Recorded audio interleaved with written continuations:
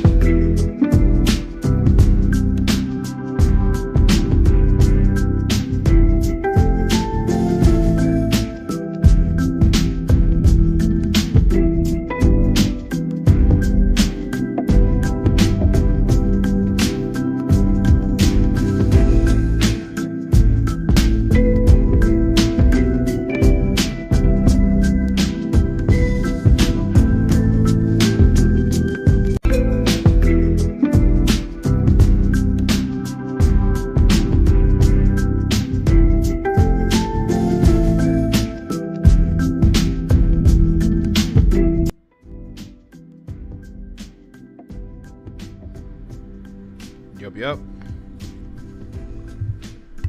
Alright, just this mic real quick. Just this mic. Yup. We are back, man. Copper Color King. Some more breaking the black barrier. We about to break the black barrier just a tad bit more today. We finna go crazy, man. That Juneteenth holiday, man. That holiday be fussing me up. Like, I don't know what it is about it. It's just I can't get jiggy with it, you know? And then you see everybody out here celebrating the holiday. They celebrating the holiday.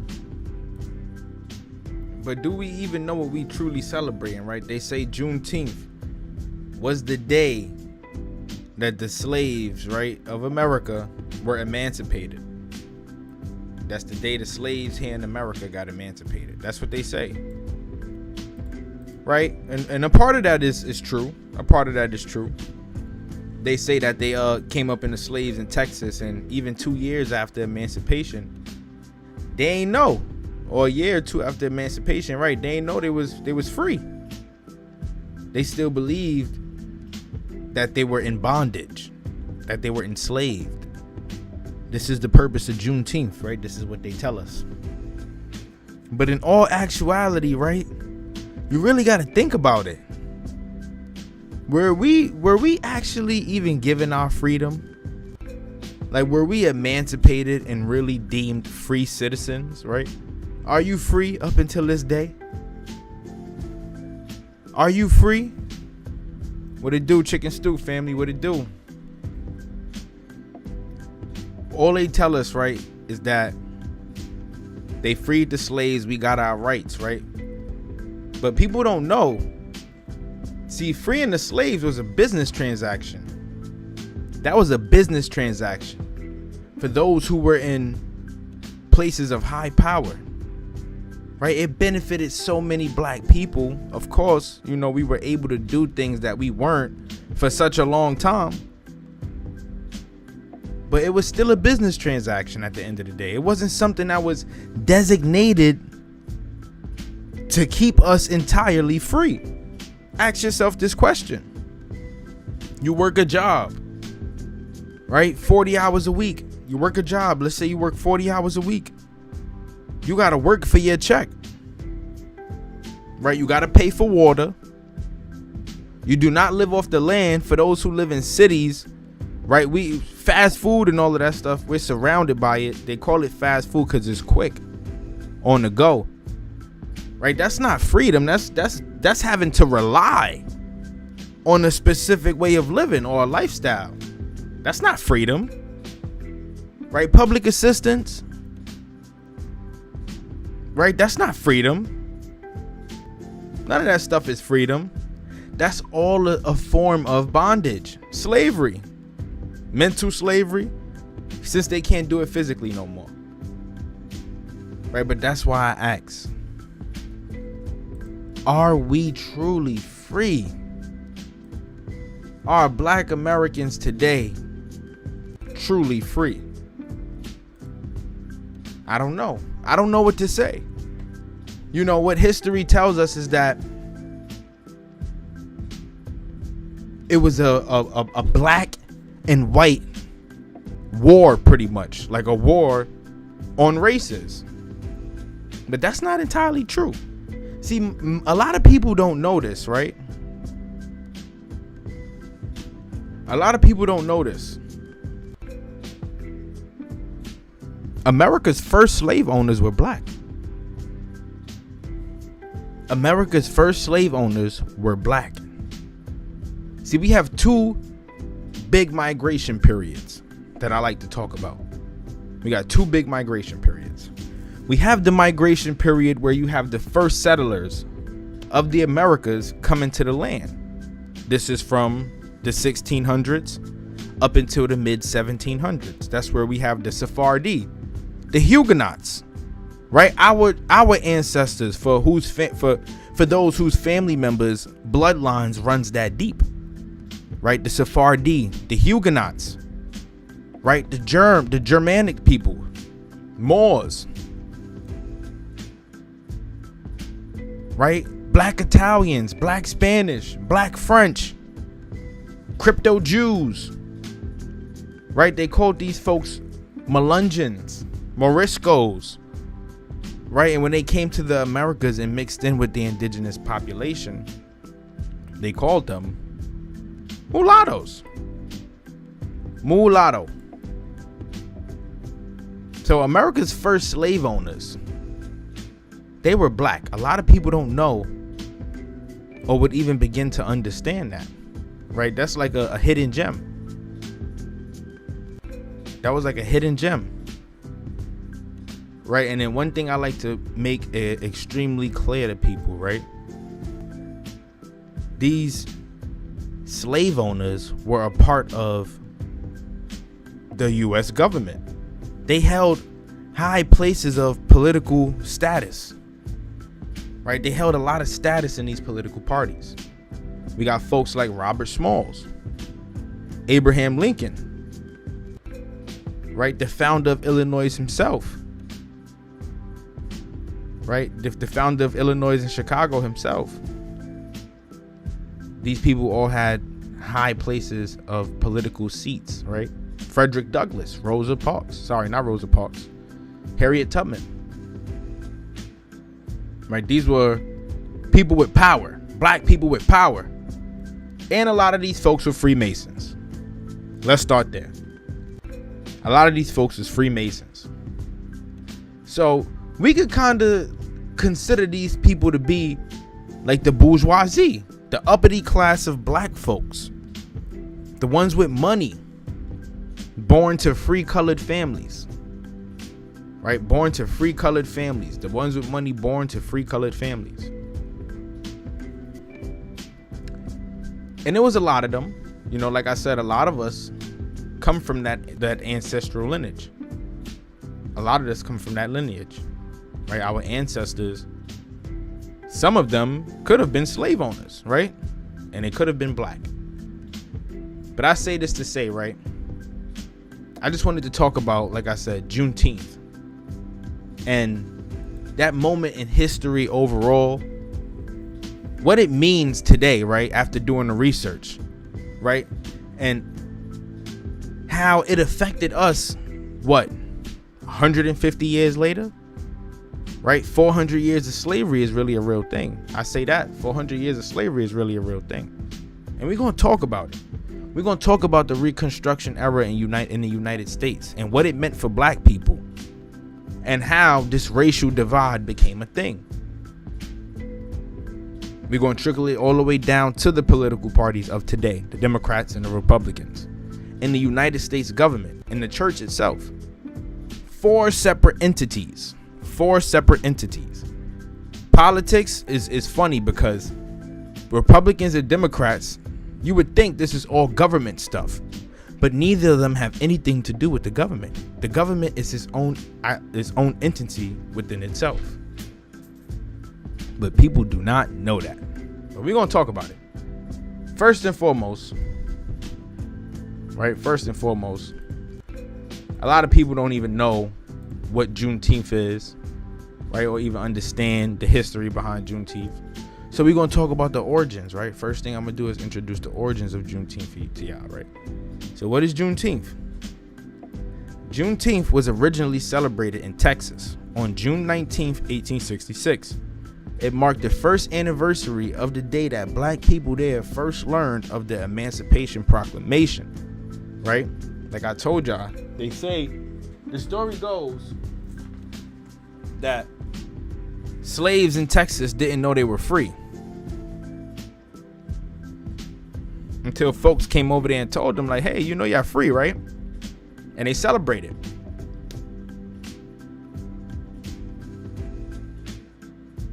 That was 2 years after it was actually issued too, by the way, y'all.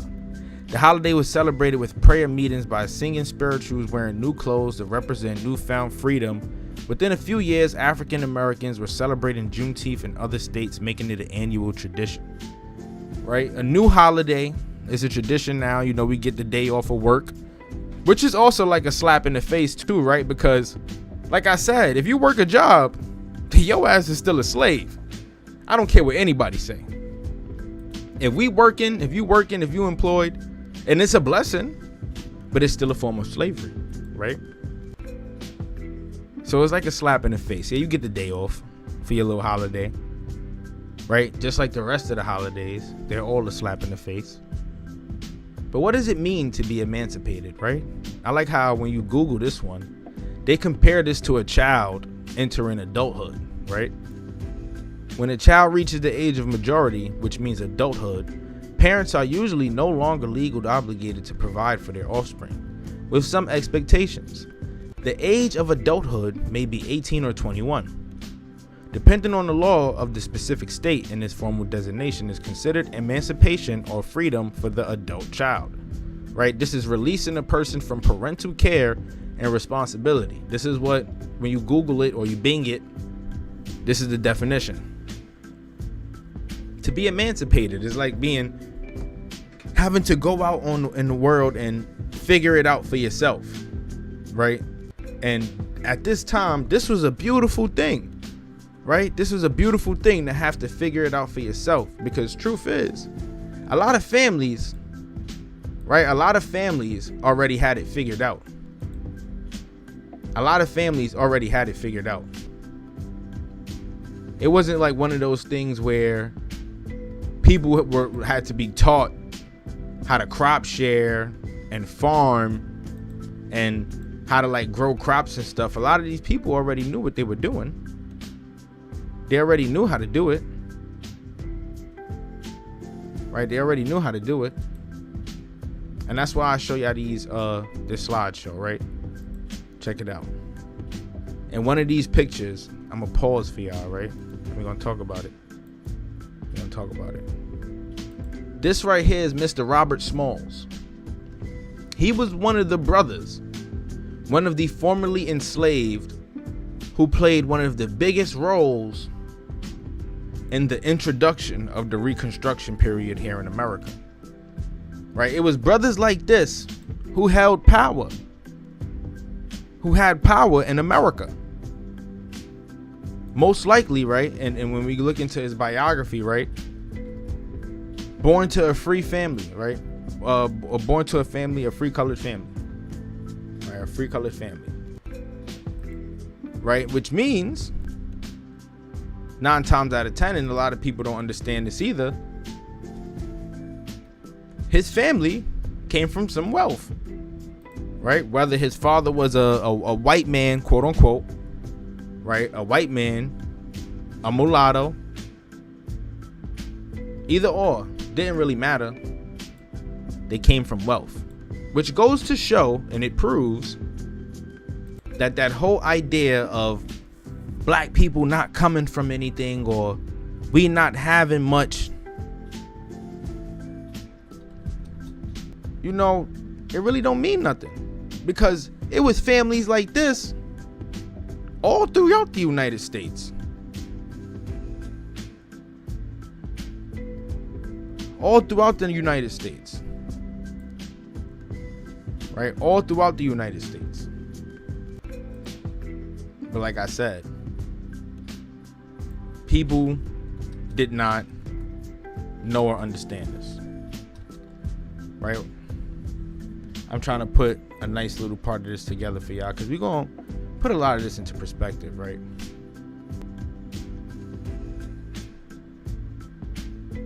We're going to put a lot of this into perspective. I want to show y'all who the true slaves were here in America, right? When they say Africans and transatlantic slave trade and this, that, and the third, and whatever the case may be, I want to show y'all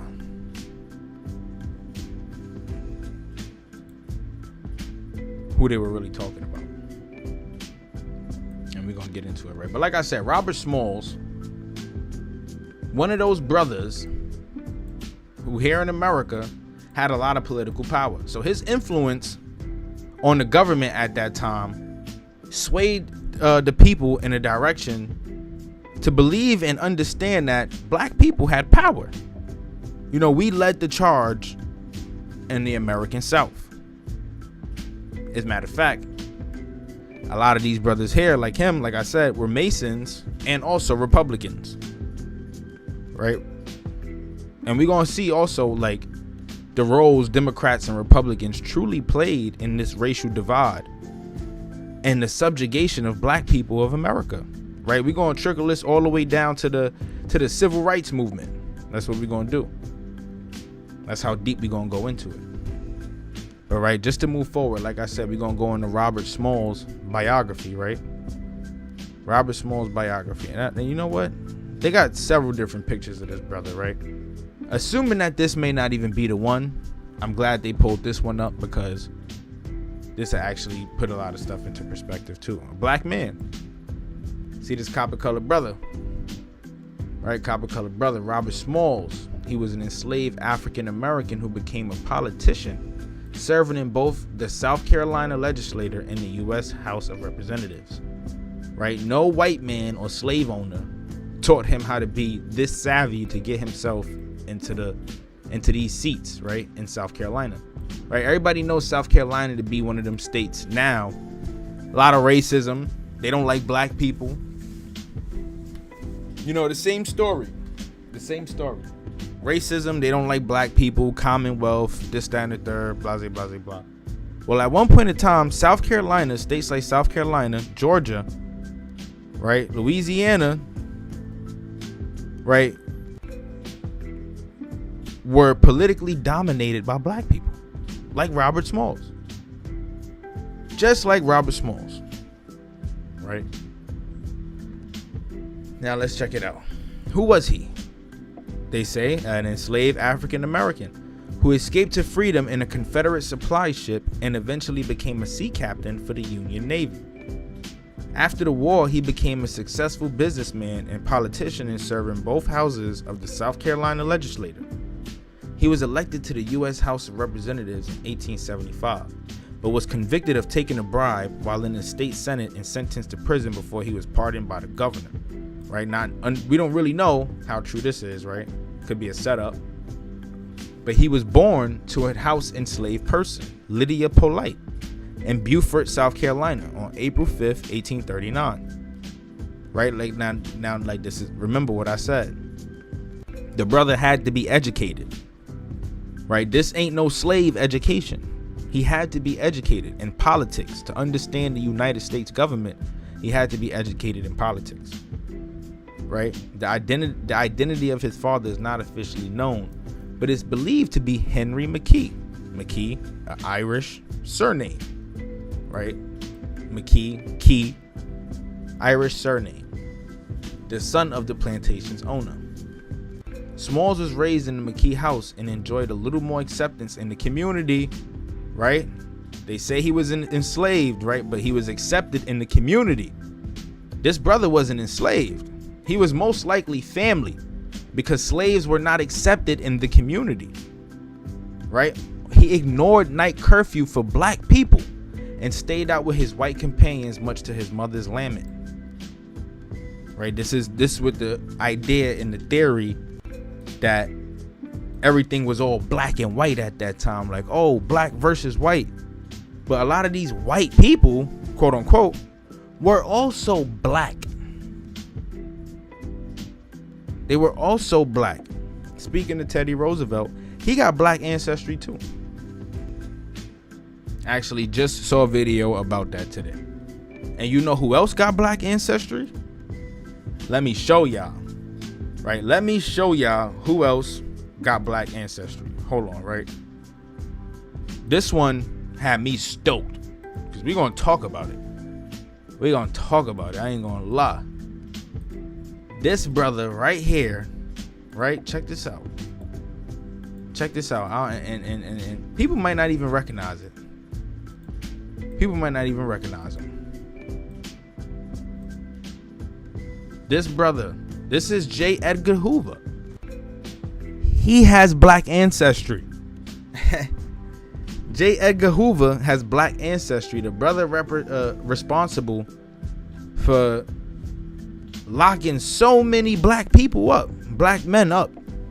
J. Edgar Hoover has black ancestry, but a lot of people don't know that. We're going to talk about it. Like I said, we're going to talk about it, right? But yeah, let's drop this real quick.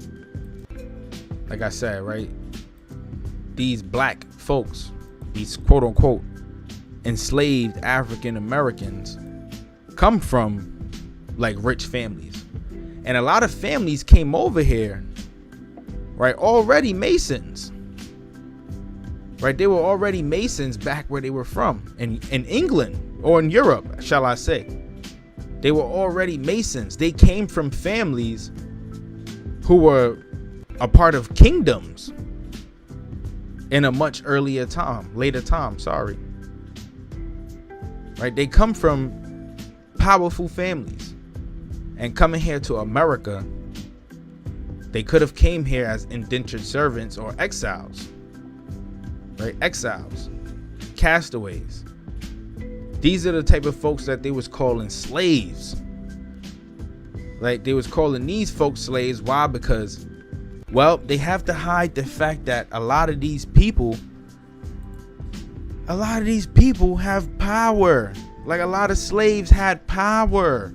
A lot of slaves were educated, smart, rich, wealthy, right? Wealthy. But in order to control the narrative, right, you got to make sure that these people remain slaves, right? Listen to this.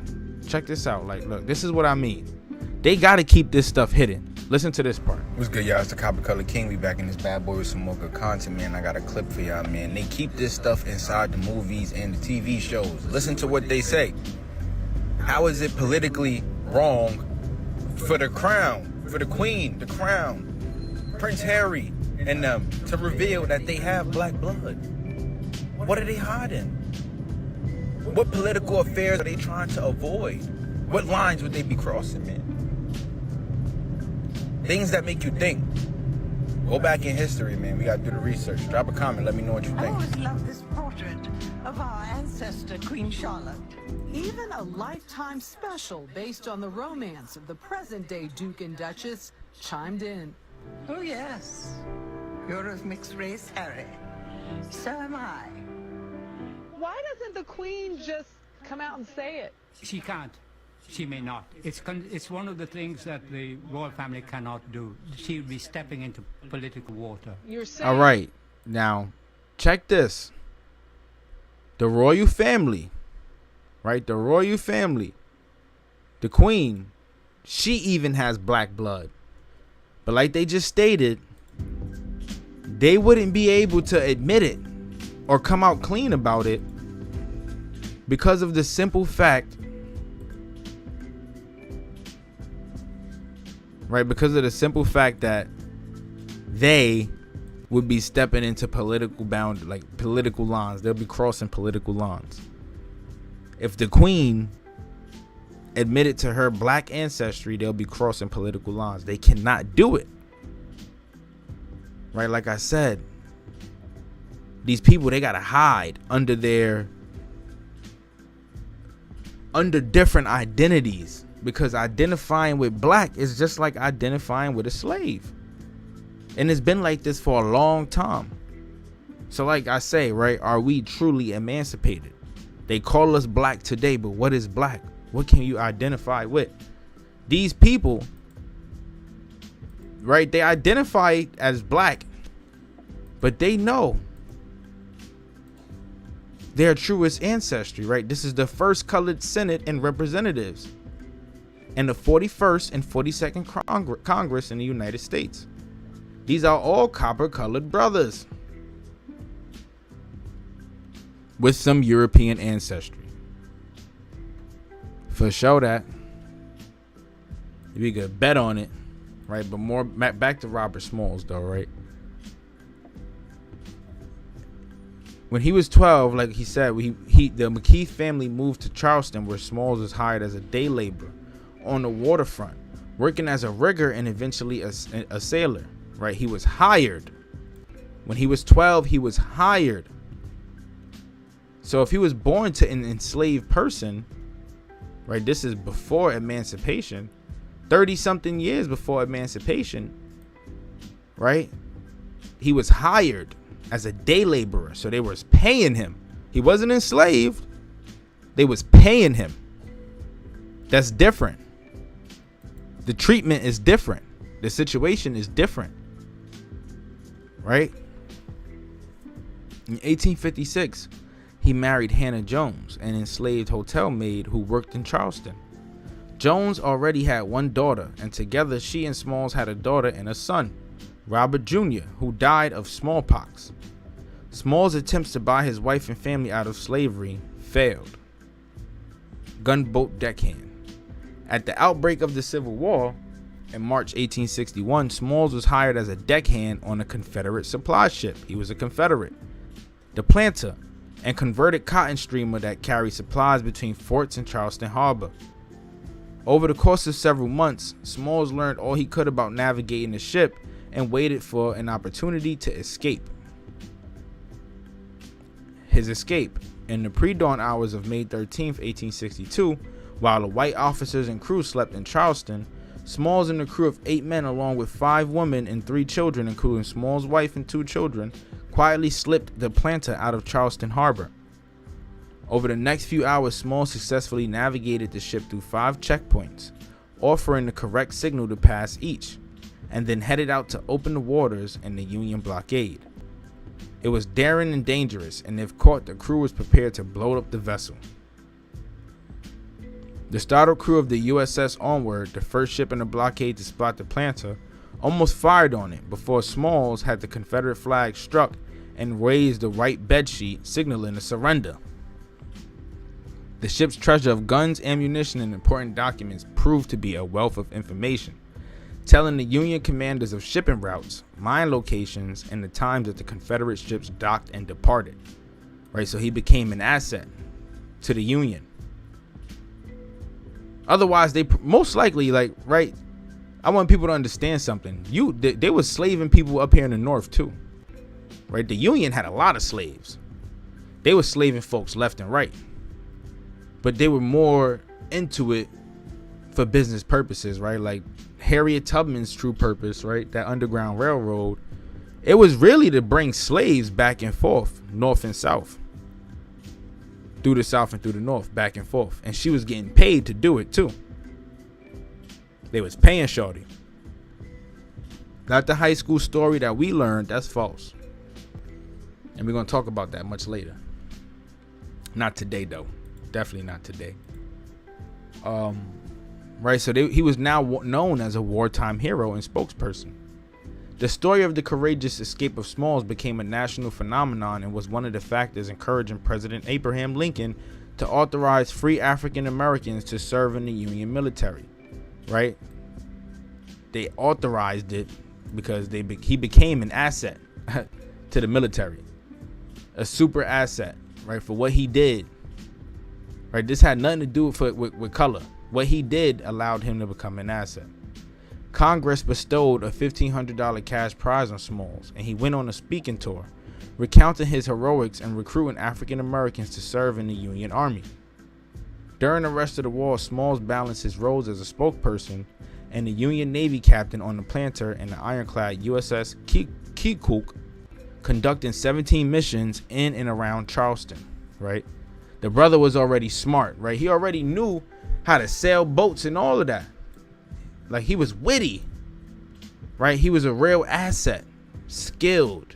He conducted missions, stole a boat, freed some people. This is Robert Smalls. This is the man who became a political entity. I mean, a powerful political man. I said an entity, sorry. Right? After the war, he was commissioned as a brigadier general in South Carolina militia and purchased his former owner's house in Beaufort, South Carolina. He generously took in some of the McKee family who were destitute. Smalls started a general store, a school for African American children, and a newspaper. His success opened doors in politics, and soon he served as a delegate to the state's constitutional convention and was elected to both South Carolina's House of Representatives and the state representative. Between 1874 and 79, he served in the United States House of Representatives, but his tenure was marred by partisan accusations that he took a $5,000 bribe while in the state Senate. In 1877, Smalls was convicted of these offenses and sentenced to 3 years in prison. All right, so the brother, born basically free because he was paid to be a laborer. He wasn't a slave. He was paid to be a laborer. And then he was known for stealing a gunboat at the outbreak of the Civil War and bringing it to the Union, where they received ammunition, supplies, and information, documents, right? That played a huge role in possibly in the Union winning the war. He brought his former slave owner's house, right? And then brought in some of the McKee family. Right now, the destitute McKee family. What is the definition of destitute? Lacking money, possessions, or any of the things needed to live. This family that quote unquote enslaved him, all right, or where his father comes from, who is the son of the plantation's owner, right? So this enslaving family, like this plantation only family, was poor. They were poor. And when he brought his former slave owner's crib, he brought the family in. So, like I said, was he really a slave? Like, was he a slave, or was this like, were they all family to begin with, together? Right? He mingled with white companions, quote unquote, and then became a political entity for black people. The brother didn't even grow up hanging out with black people. The brother didn't even grow up hanging out with black people. So it's crazy how he's known for so many of these great things for black people, but he didn't even grow up experiencing what other black people experienced, copper-colored people. It's kind of crazy, right? Kind of odd when you think about it. Like I said, the brother was a Mason. He was a part of an organized group of Freemasons. All of these men in suits, Freemasons, right? Families taking them back to Europe. Their families come from Europe. Like I said, same thing with this brother right here, J. Edgar Hoover, right? But enough of the funny talk. Enough of the funny talk. Let me show y'all, right? We got the book. All right, what is this? The Reconstruction era, the book of the Reconstruction era. We're going to talk about it. Like I said, from 1861 to 1900.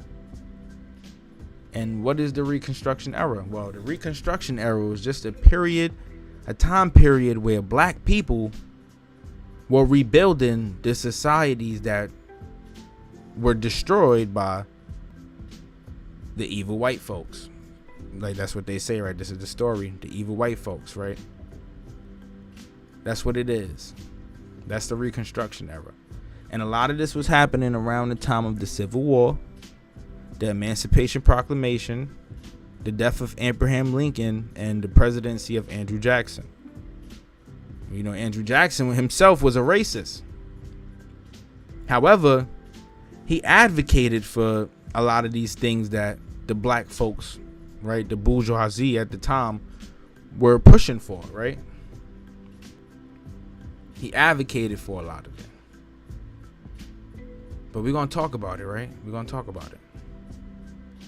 Like I said, we're going to talk about it. Oh, look, right, some parts right here, just to give y'all an introduction to the book.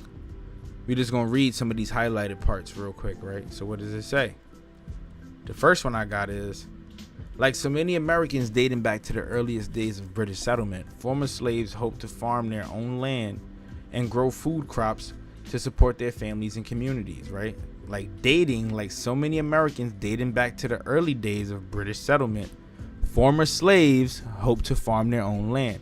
Why? Because these former slaves were the folks living in these British settlements. This is why they say, like so many Americans dating back to those days.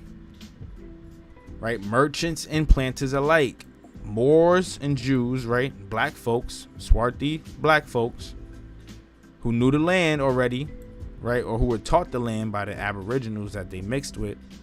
Merchants, people who were already coming over here with merchant experience, right? They believed the future of the South was in cash crops grown on large plantations, and they sought ways to get staple production back on its feet. Right? This is about Abraham Lincoln. What they say, he had approved nascent reorganized state governments that did not extend suffrage to freedmen.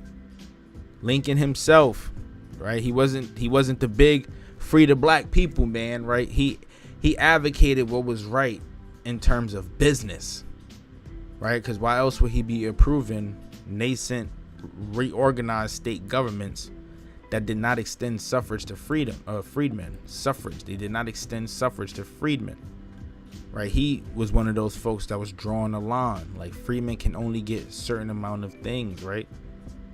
Even though Lincoln himself was a black man. People don't know this.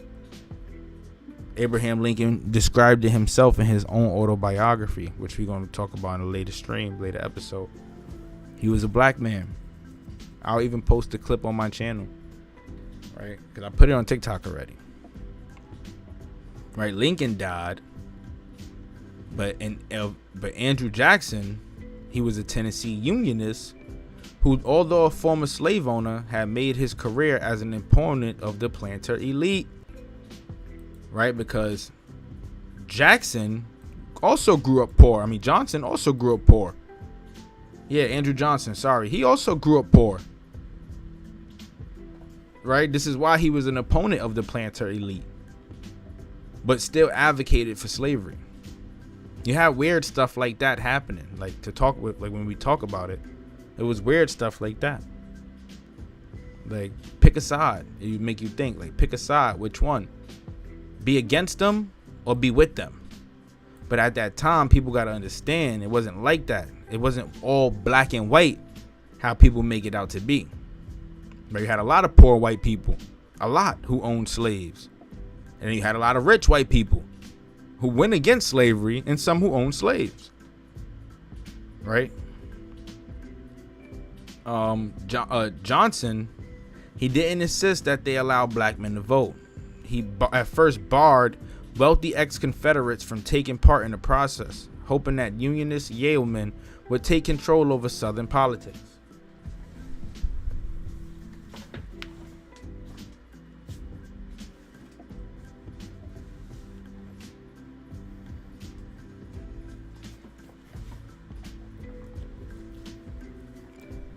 Right, what else we got?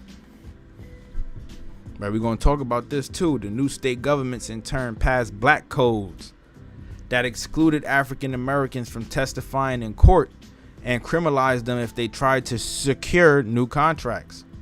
Right, black codes came in every different colonizing group. Right, the Spaniards had it, the French had it, right, British had it, the Americans had it. Black codes, Code de New York. That's something that been prevalent with them, right? They've been on that. They was just reintroducing it year after year in new language on new documents. Right? What else we got? After the resounding victory in the 1866 midterm elections, congressional Republicans launched a sweeping effort to remake the former Confederacy. The Confederacy was remade, dividing the region into military districts. Congress passed legislation instructing the Army to help register African American men as voters and create new biracial governments in the South.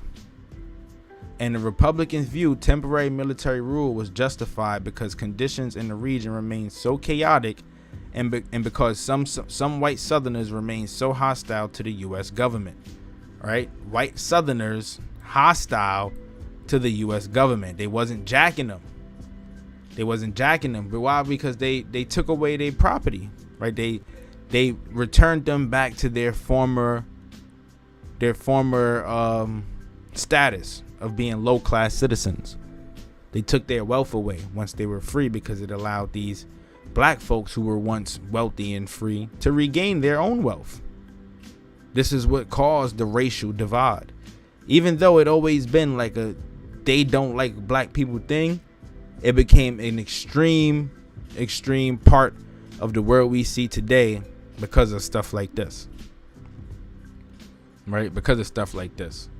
Look, even Johnson even tried to impede Republican goals in 1866 and 67 by vetoing the Civil Rights Bill. Right? Civil rights movement was something that would have been happened after emancipation. The Freedmen's Bureau extension and the Military Reconstruction Acts, Republicans repeatedly overruled his vetoes, right? They overruled his vetoes. Black Republicans overruled his vetoes. When Johnson sought to use his power as commander-in-chief to undermine the Congressional Act, the House of Representatives impeached him in 1868, and the Senate came with one vote of conviction. Boy got impeached and almost got convicted for wanting to go against the black Republicans, right? That's how much power these bourgeoisie black folks had, right? But in that same token, you know, you got to actually learn to appreciate it, right? because just look at what we as colored people overall were able to accomplish, right? Listen to this. In 1868, the Republicans, bolstered by the votes of African American men in the South, right? This is also big too, because this was the predominant vote. Black people, mulattoes, African Americans, made up the majority. So they needed their vote in order to remain in power. In addition to that, you had copper colored folks in Congress, right? Like they just said, like we saw in the photo. Going back to it, see the Masons. You go back to it, the first colored senator and representatives. And in this photo, it's 7 of them. So I can only imagine how many more black people made up the government at the time, or the Republican Party in general.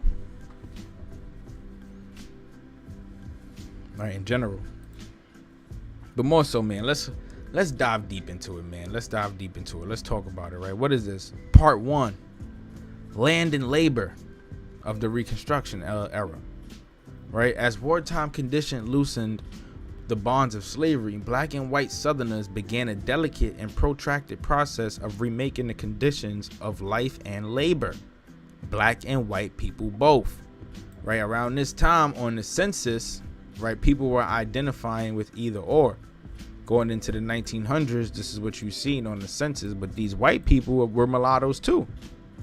They had a black blood as well. They were just light skinned, extremely light, and didn't have all of the features of a black person, of thick lips, the chunky nose, right? These beautiful features we got. Free people across the South, like many whites, aspired to own land and grow fruit crops. Like rural people around the globe, they envisioned themselves as subsistence farmers, hoping to raise enough to feed themselves and their families and perhaps grow some staple crops for sale. Across the South, free people had expressed a desire to stay on the lands they knew. Many believed they had a right to that land, having worked it so long with no compensation, right? But like we just saw, like this is why I say, like, they like to keep you in that trance to believe that folks was just working and being slaves like that. But like we just saw, at 12 years old, the man Smalls was being paid. He was paid to do what he did. They paid him to do what he did, right? To partake in the stuff he partook in. So dodge that, right? We got to pack that up. Folks was being compensated. He was just in a different class of black people. After decades under race-based slavery, they also sought a measure of independence from white people in particular. Working for themselves as opposed to under white supervision was especially important to them. The impact of the war upon land and labor in the South was evident from the war's first days. A month after the attack on Fort Sumter, slaves working at Confederate military fortifications in Virginia escaped to U.S.-occupied Fort Monroe. Right, Fort Sumter and Fort Monroe, these two places are going to be extremely important. Extremely important. Fort Sumter and Fort Monroe. Right, these stargates. Right, these areas, they stargates. After Major General Benjamin Butler refused to allow their masters to retrieve them, hundreds more followed, establishing a vast colony of escapees from slavery in the neighboring towns of Hampton. U.S. military officials and northern journalists soon began calling the runaways contraband of war. Right, these were one of the terms given to the black folks, right, who were escaping the South, or that was working at the Confederate military fortifications in Virginia. And they fled to Fort Monroe. Where's Fort Monroe, right? Is it in the North? right? It's on the southern tip of the Virginia Peninsula. Right, so they remained south. If anything, started pushing further south. So they didn't even escape to the north. Oops. They didn't even escape to the north. After Major General Benjamin Butler refused to allow their masters to retrieve them, right, he dubbed them. He said, nah, you can't go back after them. You know, basically, like, let them be free. Let them be free. They're not worth chasing after, basically, right? But they were still coined contrabands of war, right? This the 1860s. They gave us many names: monkeys, blackface, right? Mad different names: Negro, you know, mulatto, mestizo, criollo. There's wild different names that black people today would have went by back in the day. The term was widely used in international law. This was a law term, but novel in its application to people. It suggested the runaways in between and somewhat yet uncertain legal status, right? In between or somewhat uncertain legal status, right? These runaways, right? But if you in between, right? If you legal, that wouldn't even make you a runaway. That wouldn't even make you a runaway. So like, that's why I'm saying that it was a lot going on, man. A lot going on. Why do you have legal people running away? What was the point? Right? Could it be to switch factions? Or right, would it be because they were helping other slaves escape to the other side? Right? Were these freedmen, like these copper-colored freedmen, right, sabotaging from within? Coup d'etats? Right? Possible. It's possible. Let's see. Their former owners no longer held them as property, and yet the U.S. government had yet to ratify their freedom.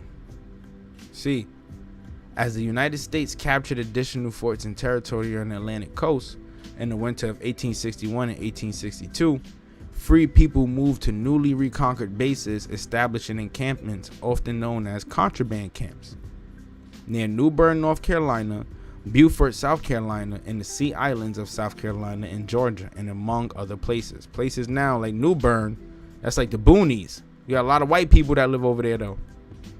You know, a lot of Caucasian folks that live over there. Right? It's not what we know it as today. You also have a lot of mixed race people that live over there. Mulattoes, that they would call them, right? And as a matter of fact, the history of New Bern consists of Tuscaroras and Huguenots. Cherokees, Tuscaroras, and Huguenots. So that's a big drop right there, right? They moved into that land, right? Further south. They went further south.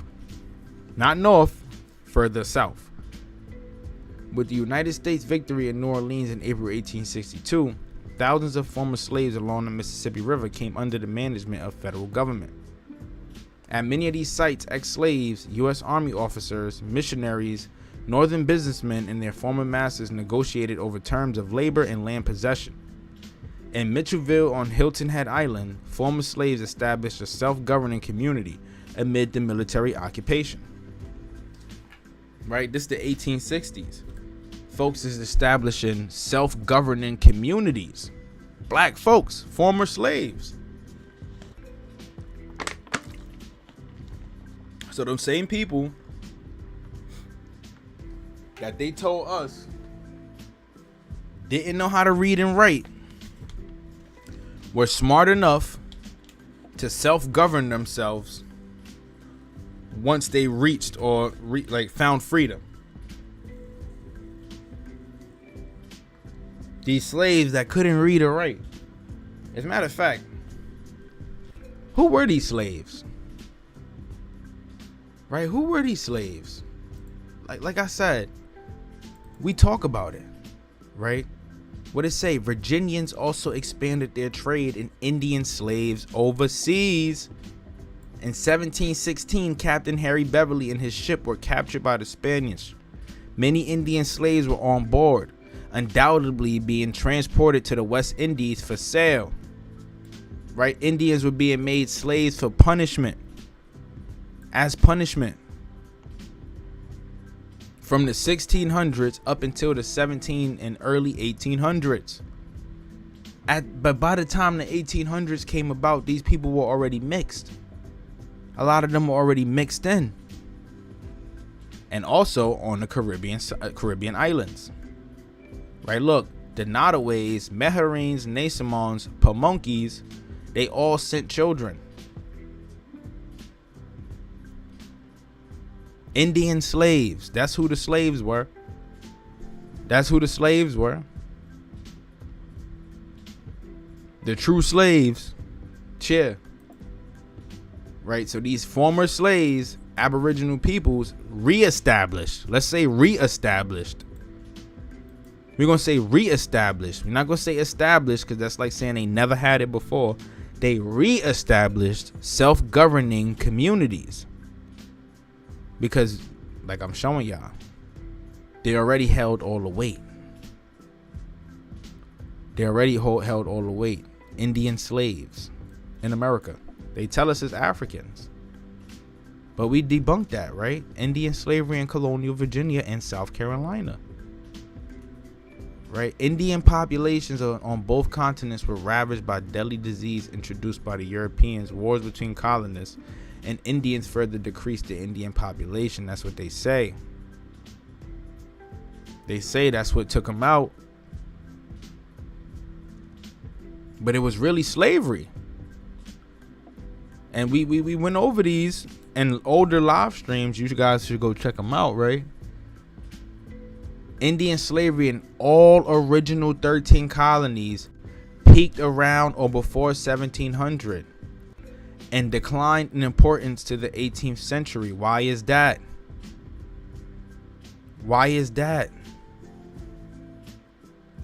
Because these Indians were then reclassified as blacks. Like the terms changed, right? Because these Indians were provided with treaties and land grants and provided with land, right? But if you don't identify with anything, if you identify as just a black, then we don't got to give you any of that.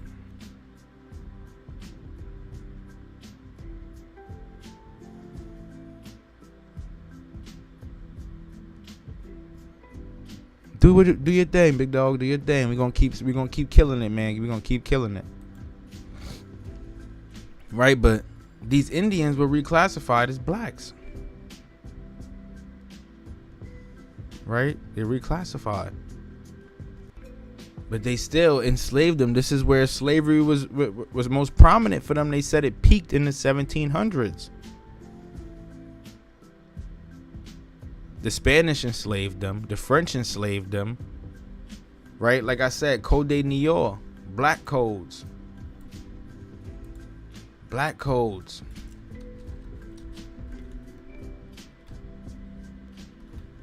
Code de New York. 4 years later, the French government, under direction of Bennyville, we're gonna get back into this stuff a lot later too. And this guy Bennyville, you know, we're gonna get into him too. Bennyville. Hey, oh, they're not gonna tell us with that. I bet it's alright. That's fine. I'm gonna save it because it's real smoke.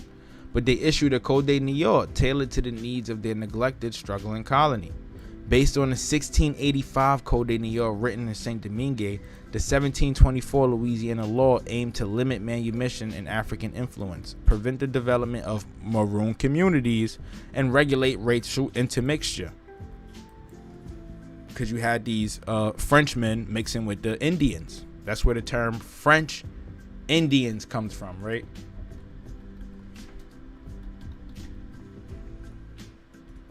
French Indians. Now we're not going to talk about the India, but the French Indians. That's where that term, like in Spanish Indians, that's where these terms come from. Right? But like I said, these were the former slaves.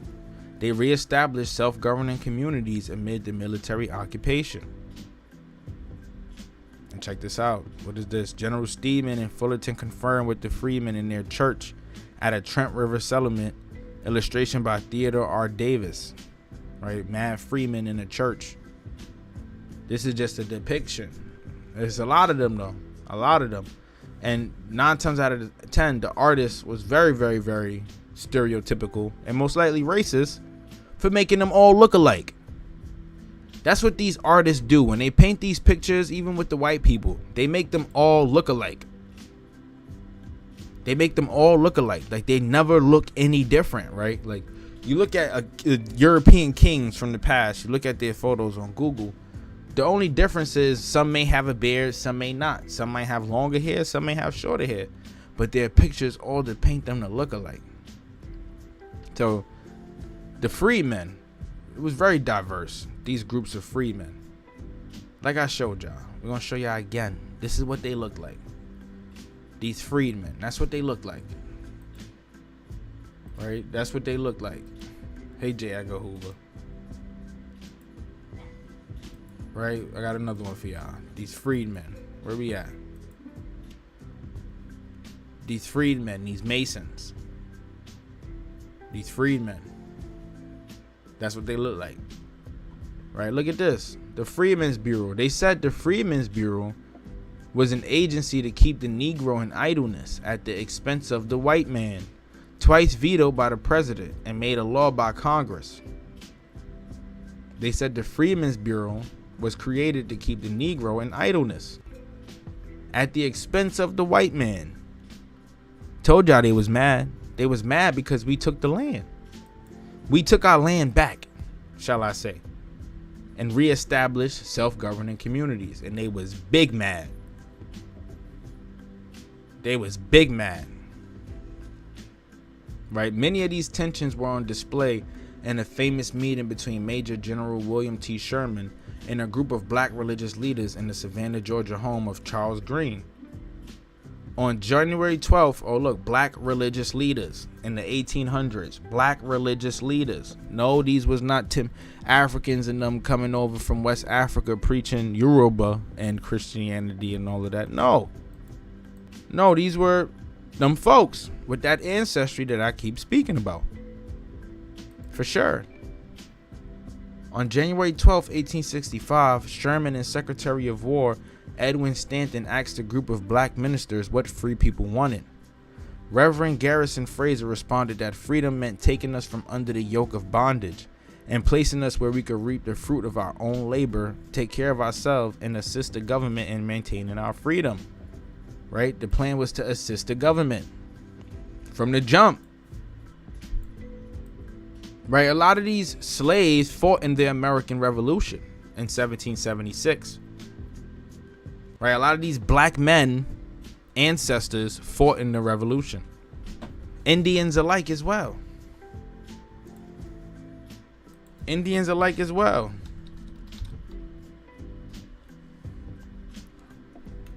Oh, so it's not this book, alright. But we got some smoke on that, though. We definitely got some smoke on that, right? Indian slaves could be found in South Carolina into the 19th century. The process of enslavement ended several decades before the turn of the century. However, during the American Revolution, several loyalists joined with the Senecas and Cherokees to fight the South Carolina Patriots. Right? A lot of these aboriginals fought in these wars. A lot of our ancestors fought in these wars. Check your ancestry records. Right? You'll see it. Like, if you go deep enough, you'll see that you got family members who fought in this war or fought in that war, or American Revolution this, American Revolution that, on either side. Right? The aboriginals didn't understand why they was fighting. The point, they just wanted to benefit. Like, how does this help us? We're gonna side with whatever side refuses to enslave us and would help us. But it was all a plan to sabotage in the first place. Right? But back into it. The best way they could take care of ourselves was to have land and turn it to it by our own labor. This is the definition of emancipation. We want to be placed on land until we are able to buy it and make it our own. When asked whether they would live scattered among the whites or in colonies by yourselves, many agreed that they preferred to live by ourselves, for there is a prejudice in the South that will take years to get over: segregation. This 1865 meeting helped spark one of the most ambitious experiments in remaking land and labor in the former Confederate States. Sherman, hoping to disperse the thousands of slaves who had followed his army on its march through Georgia in hopes of securing their freedom, offered to give free people license to settle on the abandoned plantations. They offered to give free people licenses to settle on abandoned plantations, right? This was like a move to the south, right? We're gonna give you your land, like allow you to be emancipated in peace, people of emancipation in peace, free people in peace. This is what was going on in the South, and it's so different now, right? It's so different right now, and a lot of this has to do with propaganda, but we're gonna learn about that like a little later. Sherman's Special Field Order 15 marked one of the few moments that the U.S. government attempted to distribute land to former slaves. On the Sherman Reserve, free people immediately began settling land and farming for themselves. Sherman Reserve. Where is that today? Well, they said it, but let's see if we could get some images.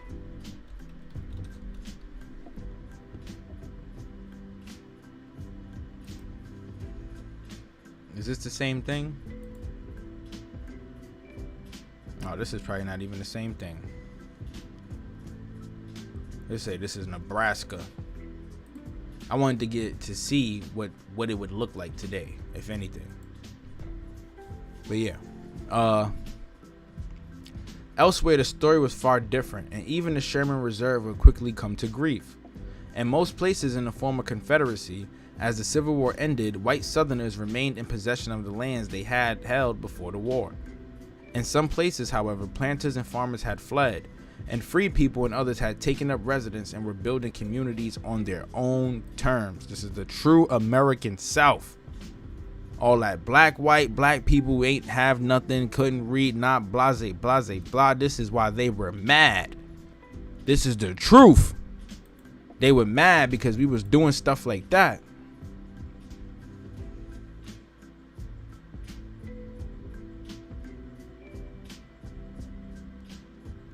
Yeah, you see, a lot of our family members got wrapped up in that. Right, a lot. Right, but this is the true American South. You have free people moving in and taking the land, right? In some places, planters and farmers had fled. They were fleeing. Some remained in possession of their lands that they held, and some were fleeing. But free people was most definitely moving in. And this became the start of the rise to power for quote unquote free people in the South. And in some instances, the U.S. government had confiscated land belonging to individual Confederates. By the end of the war, then free people had established themselves on land and were farming in places like Roanoke Island, North Carolina, the outskirts of Norfolk, Virginia, and in some locations along the Mississippi River. For a brief period in 1865, it was unclear whether prominent Confederates would be permitted to reclaim such confiscated land. But former Confederates found a willing ally in President Andrew Johnson. Right, he stood for that. He was with that. I'm telling y'all. Right, he assumed office in April 15th, 1865 after Lincoln's assassination.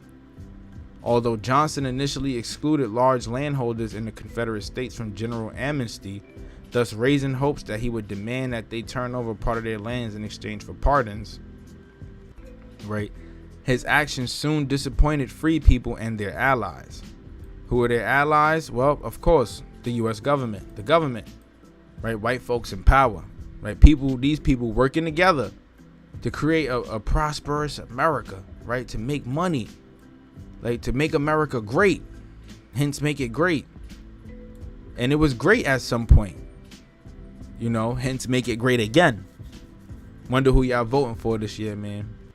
Vote. I advocate everybody vote. They vote. Please vote this year. Make the right choice. In October, he ordered the head of the Freedmen's Bureau, Major General O. Howard, to restore the Sherman Reserve lands to their former owners once he had pardoned them. By January 1866, the Freedmen's Bureau, which was charged with administering confiscated land, retained a little more than half the land once under its jurisdiction. and roughly half of that was in Sherman Reserve along the coast of South Carolina and Georgia. So Johnson, right, Andrew Johnson, right,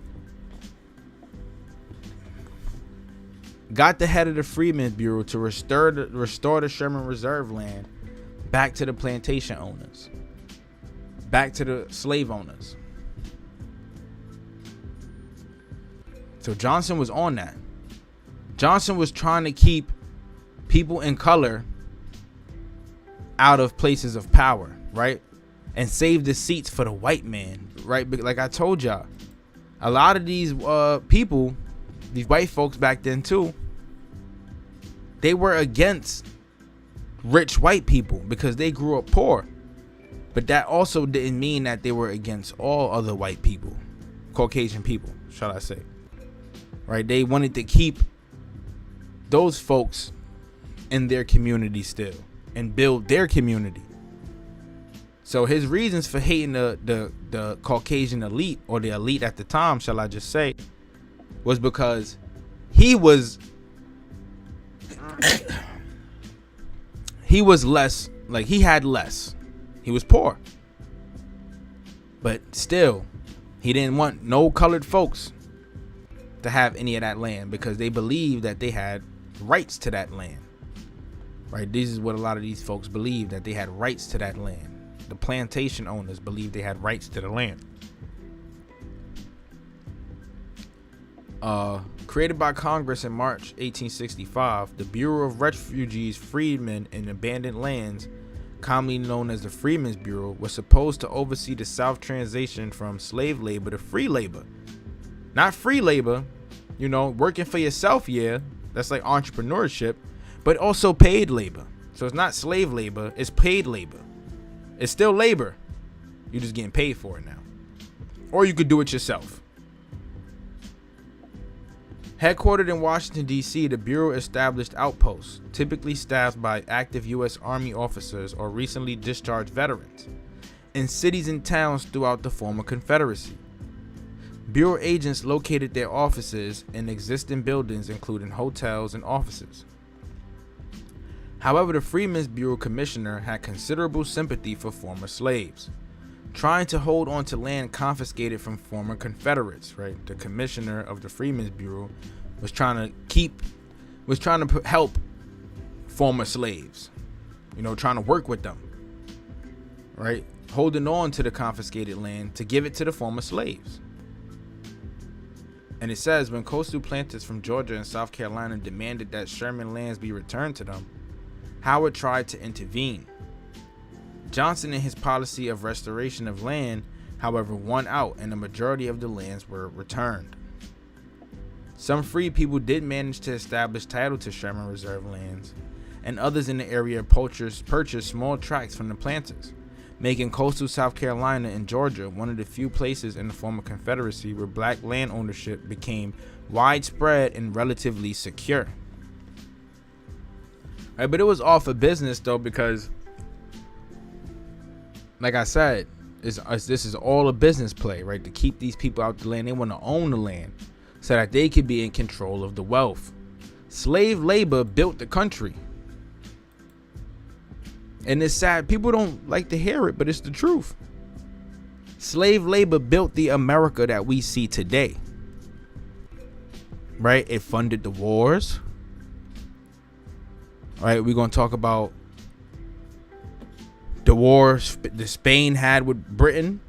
It funded those wars, right? This is why they had slaves over here in the first place, so that they can exploit the land and then return those exploitations back to their side, so that they can continue building or becoming powerful entities, powerful governments.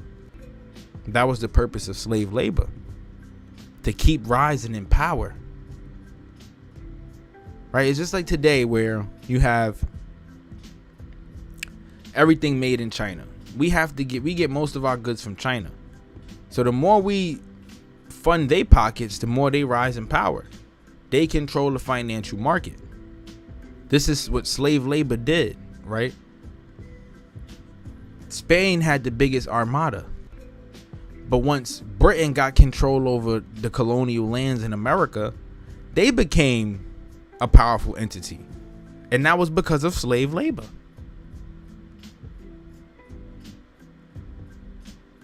Understand that. African American spokesmen and other leaders emerged, some of whom would later become prominent in Reconstruction politics, and others whose identities remain difficult to trace, right? Remain difficult to trace. Why were they difficult to trace? Right? Because you're using this term African American. You will never find their ancestors if you keep tracing them back to hair, because they don't come from Africa. Bruce Lee, what up, my brother? How you feeling? How you feeling? How you feeling, my brother? Right, but this is why they can't trace the identities of these African American spokesmen, because they don't come from Africa. Right? But anyway, general, we want homesteads. A community from Edisto Island, South Carolina wrote, we were promised homesteads by the government. Free people argued that they always been loyal Americans. Right? Free people argued that they always been loyal Americans. Like I told y'all, these freed people, these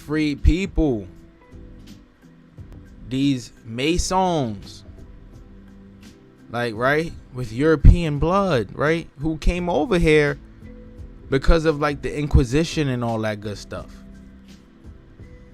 Bad stuff, sorry.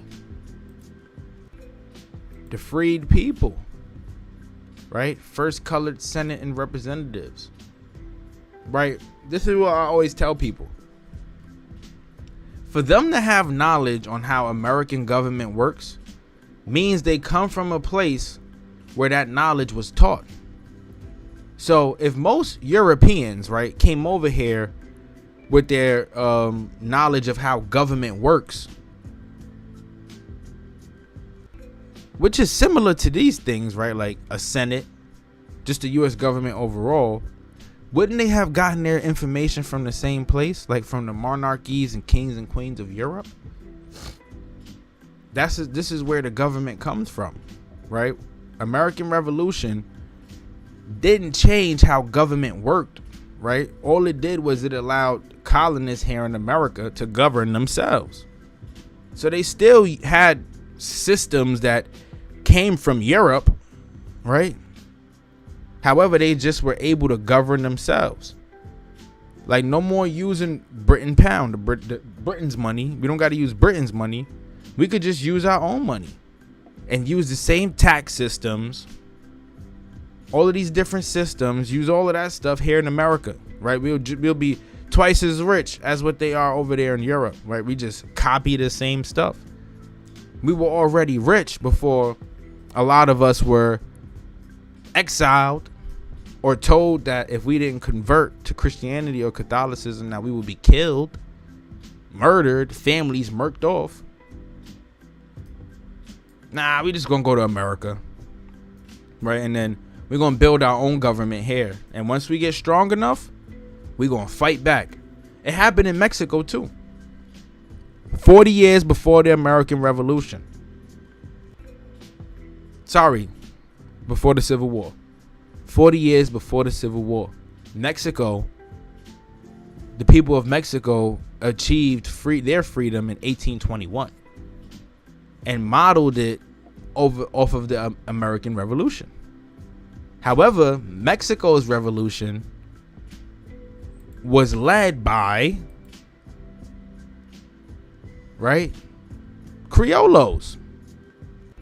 Those people being the bourgeoisie. They would claim that they're the Aboriginal Mexicans, but they really just the uppity Spanish with indigenous blood, some indigenous blood. The same thing goes for a lot of the freed people. They're Masons. They come from wealth, right? They come from wealth. But this is why they say they argued that they've always been loyal Americans. Our ancestors fought in the American Revolution. How can you not, like, hook us up? You hate us now for what? This is why I say America had two extreme waves of migration. The one where the Sephardi and the Huguenots came, and then the one where the Ashkenaz and the Jews of Russia and Germany and all of that came to America, which was in the 1800s. And they brought a lot of these ideologies, like Walter Pleckler's, right? We always talk about him. But like Walter Pleckler, they brought a lot of these ideologies over. Institutional racism, one drop rule, the Racial Integrity Act of 1924. Right, they come from that's the set. They came here in America during that second wave.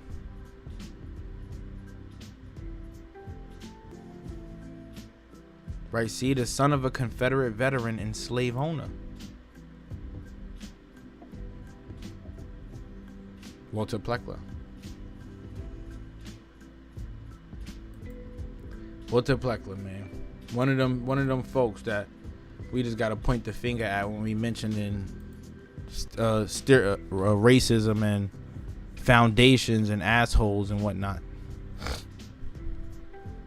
Yeah, they argued that they always been loyal Americans, having provided soldiers to the Union cause and done all they could to defeat the Confederacy.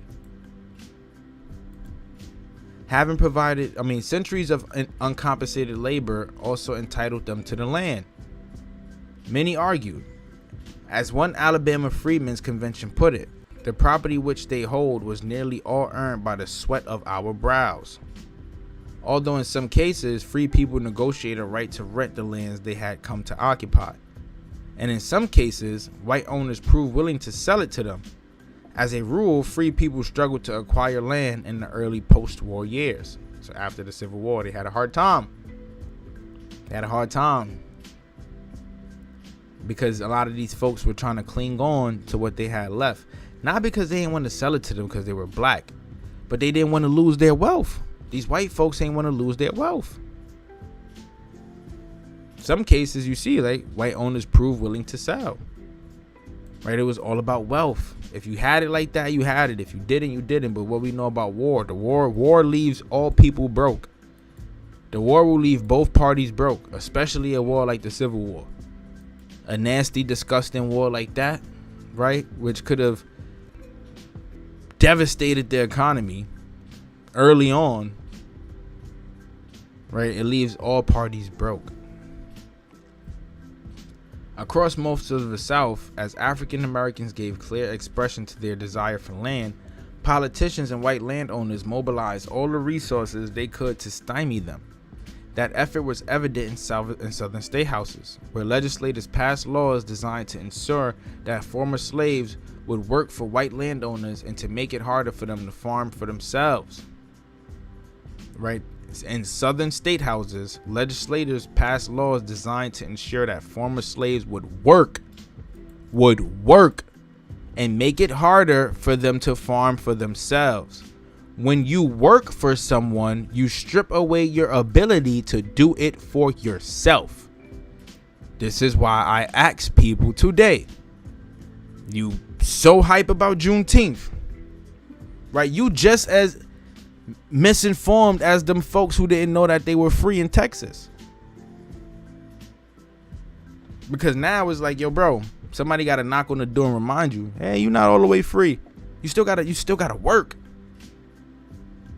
Right? That you still gotta work. Right? Politicians and white landowners mobilized all the resources they could to stymie them.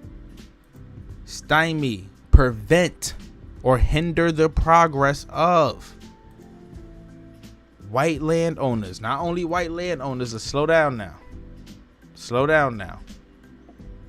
But they did all they could to prevent them from obtaining land. and southern state houses, they passed laws to ensure that you would work, to make it hard for you to work it for yourself. They didn't want you to be an entrepreneur. Right? The first states to pass new laws after the war were Mississippi and South Carolina, and both were clear in their objectives in what became known as black codes. Code de Niort, the 65 French Code de Niort. Right, this one was just to permit intermixture and influence. Right, but you know, even in the society where you do everything for yourself, you are the influence. Right, so the Code de Niort and black codes ain't too different, nah. They ain't too different, nah. This is American South, y'all. We was taking over so much that they had to really like do everything they could, law after law, to stymie us. They just wanted us to work. Yeah, you could work, but you can't own. Right, that's what it is. That's why things are set up the way they are today. It is a revolving door. Right, you will go in circles if you don't find a way to figure it out financially, health-wise. You know, health is wealth. But this is a part of the plan, to have you living life in a replay. Right? Like a true robot. A slave. Simply. The first states to pass the new laws after the war were Mississippi and South Carolina, and both were clear in their objectives in what became known as the Black Codes. Mississippi demanded that free people demonstrate proof that they had entered a labor contract or risk arrest or vagrancy. They will lock you up if you cannot provide proof of employment. They also directly forbade copper-colored people from renting or leasing land. You cannot rent or lease land. So they did everything they can to stop you from being an entrepreneur. South Carolina insisted that black people who wanted labor in non-agricultural pursuits must get permission from a court and purchase a license.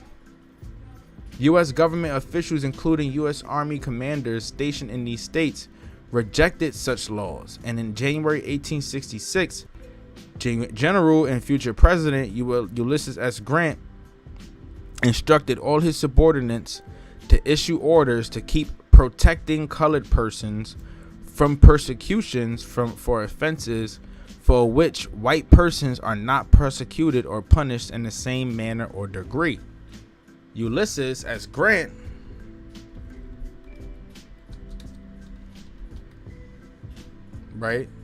wanted to protect folks. His father was a Whig, right? At that time, that's like saying a Republican, right? And I can't wait to read the history of the old Cherow's book, because we're going to talk about the Whigs and the Tories. Those are old political terms, right? He was a Republican, a Whig supporter, and an abolitionist. Folks who wanted to abolish slavery, right? That's what they were part of. And Ulysses S. Grant, I mean, eventually, you know, he achieved his little status or whatever, became the president. But see, the thing about his presidency, it was weird, because racism and slavery still was going on. However, the uppity black folks still had some power. You still had broke black people, poor black people as slaves, right? Struggling to find ends meet. So he himself also another entrepreneur. Republicans, entrepreneurs. It was all about the dollar. It was all about the dollar with this brother, with Ulysses S. Grant. Right? It's funny too, because he plays a role in the Mexican-American War, something that we're going to talk about real soon too. You know, we're doing the history of Mexico right now.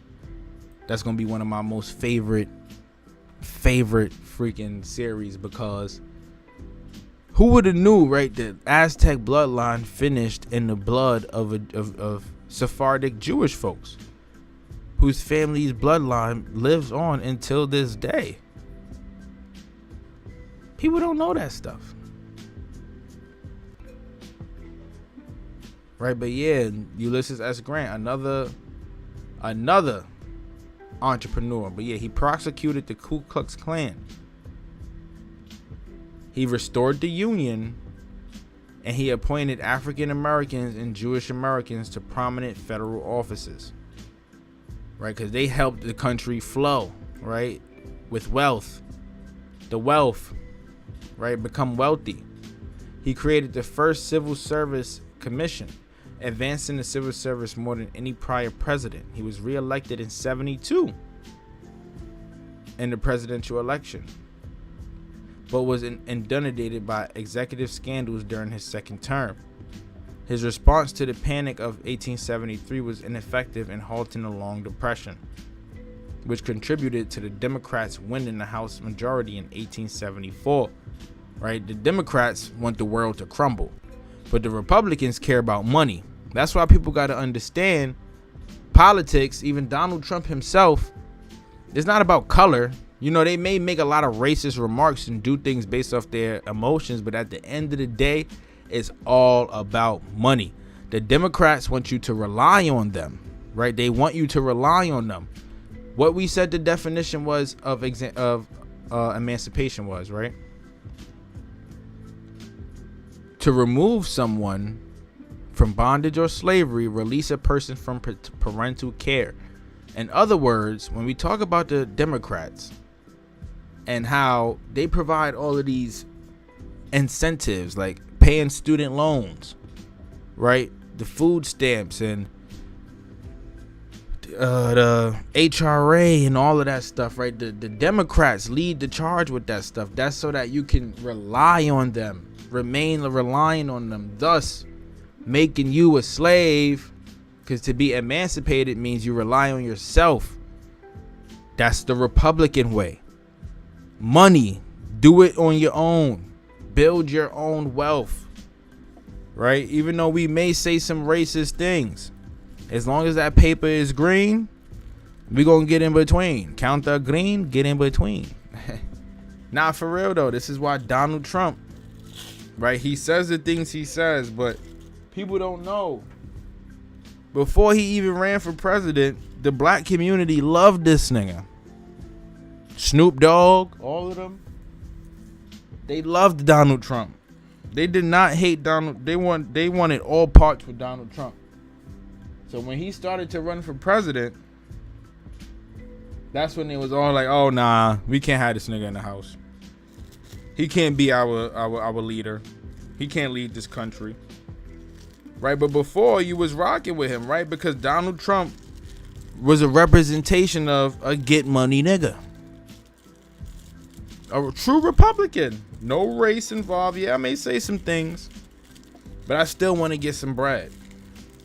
So where the money at? Let's make America great again. You know, and it sounds funny to hear this coming from me, but he was another Ulysses S. Grant, basically.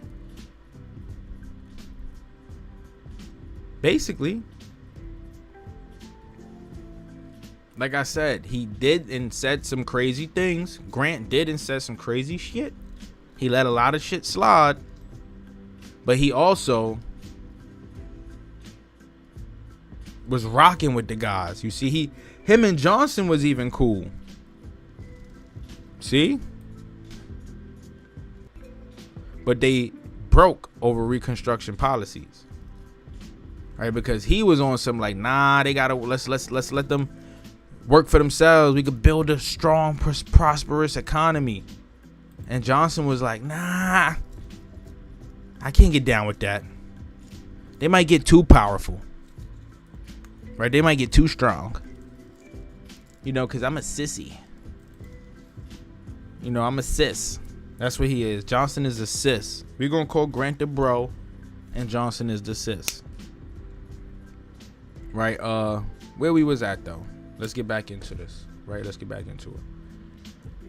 U.S. government officials, including U.S. Army commanders stationed in these states, rejected such laws, and in January 1866, Ulysses S. Grant instructed all his subordinates to issue orders protecting colored persons from prosecution for offenses for which white persons are not prosecuted or punished in the same manner or degree, right? That's equality, basically.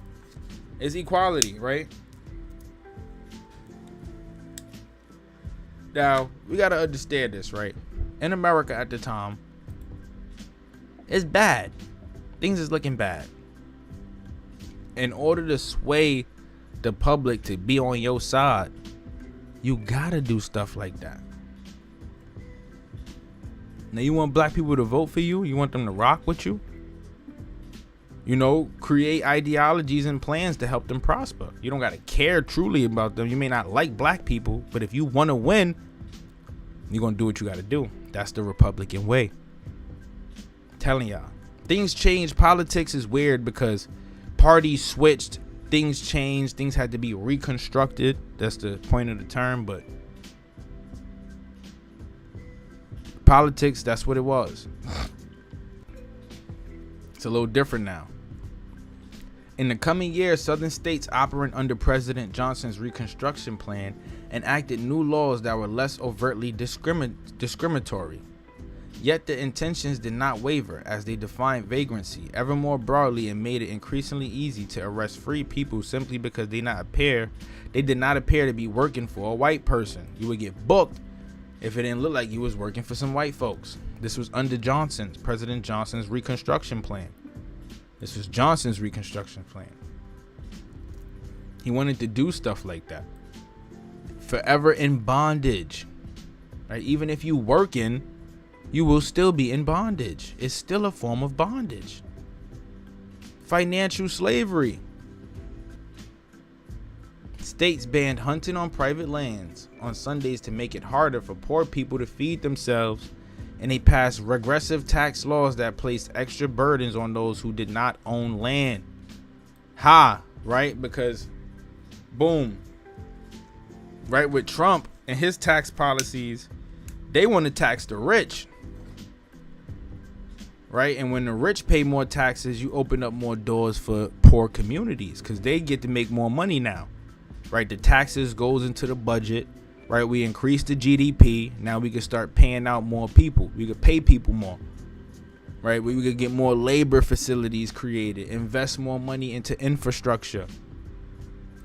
Right? That's how finances work in America. Taxes go into all of that stuff. That's why when people talk about food stamps and all that, you be like, yo, this what my tax money paying for?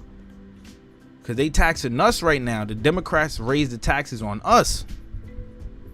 We pay all the taxes. Right? What does it sound like? What it sound like? They passed regressive tax laws that placed extra burdens on those who did not own land. Another drop, right? Because entrepreneurs pay less in taxes. When you work for someone, you pay more in taxes. So if they create a system to keep you working forever, well, you're a slave forever and you will forever be under regressive tax laws. Not progressive tax laws. It just keeps getting worse and worse. As one Freedmen's Bureau agent wrote, of such laws, no reference to color was expressed in terms, but in practice, the distinction is invariable. Without land of their own, free people mostly work for others. Relationships between employers and employees assumed many different forms in slavery's immediate aftermath. Before the war, the enslaved labor force had been forcibly immobilized by masters' power to terrorize and punish their slaves.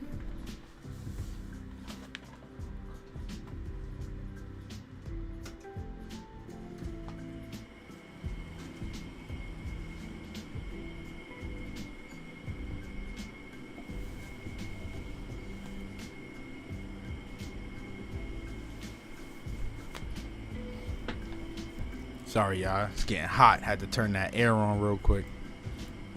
It's baking in New York City right now.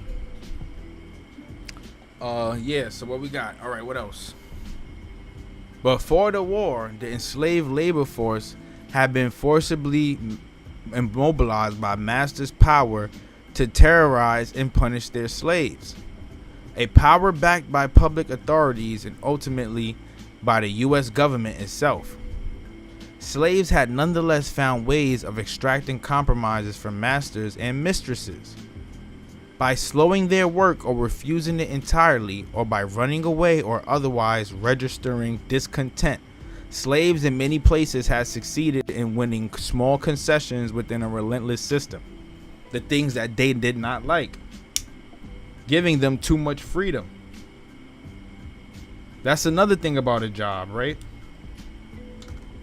Employees hate it when staff members quit. All right, they even worse, they hate having to fire people because then you get to collect unemployment. Right, that's just a benefit that comes with being a slave. Unemployment would be considered reparations. Basically, for a slave, because they fired you and you got your get back. Right after they was able to be free, or just because of the laws constantly changing and having certain people in their corner, a lot of people understood their rights. Again, that whole idea that black people ain't know nothing, cap that, because they was out there slowing work and refusing it entirely. In the eastern seaboard rice plantations, slaves had pressed planters to establish a task system in which slaves required daily labor ended when they fulfilled a prescribed number of duties, thus giving them some control over their time. Elsewhere, however, planters had mobilized laborers in large groups, often called gangs, who worked under consistent and frequent brutal oversight, aka, right, what we know that as today. Right, I'll make the easy distinction for y'all right now. Chain gang, right, a group of prisoners chained together to perform menial or physical challenging work as a form of punishment. Chain gang is slavery. They do it till this day. Chain gang is a thing till this day.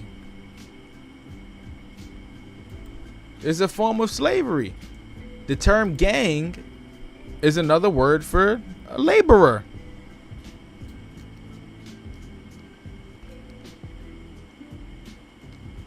It's another term for group of laborers. That's what slave is. I mean, that's what a gang is. A group of laborers.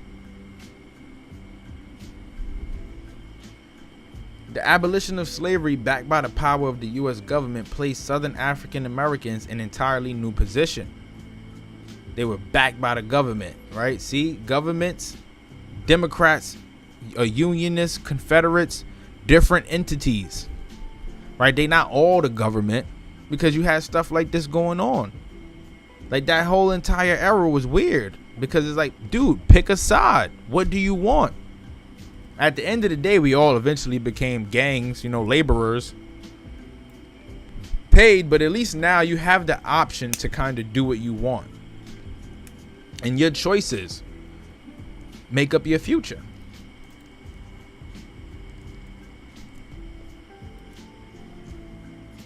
Would you choose to rely on them? Right? Would you do the wrong things in life? Right? If you are working, do you value your labor enough to transition into something bigger? Or are you going to play with them ducats? You're going to play with your money, you a slave. Because you just taking that same money and spending it on them enslavement commodities. The whole goal of the Reconstruction era is so that we can become business owners, land owners, owners of our own life. Not so that we can be free and choose to work where we want. And liberate ourselves, right? And be bums, so to say. Right? Free people sought to negotiate labor arrangements. Oh, sorry, hold on. Yeah. Where we at? Right. Free people sought to negotiate labor arrangements that would allow them more control than in slavery. That honored their desires to cultivate families and communities. As freedom dawned, freedmen often sought to avoid working in large gangs and attempted instead to organize smaller work squads and enter labor agreements on behalf of a group of workers, often including women and children. Many employers were frustrated to find that freed women now refused to work in the fields as they had under slavery. In many instances, black families with new levels of control over their work and domestic lives chose to have women and children work at home on garden plots beyond the oversight of whites. This new labor arrangement could serve many different goals, including enabling freed women to spend more time taking care of their children, allowing families to enter new areas of economic activity, and reducing the chances that women would be subjected to sexual harassment and violence by white people, a common occurrence in slavery. I hate this because the worst slave owners in America were black. The Marie Therese Medioyas, the Anthony Johnsons, the William Ellisons, they were black. And they were some disgusting people. Not gonna lie. But this also proves too that the influence of the nurture and nature theory, it proves that when children have that love from their mother and father, no, Fox and Socks, that's what it is. I'm agreeing 100%. I'm agreeing 100%. We are POWs. We are still slaves. We work jobs. Right? We are prisoners of war. Right? Locked into contracts, right? That we have to abide to in order to become or to achieve the American dream.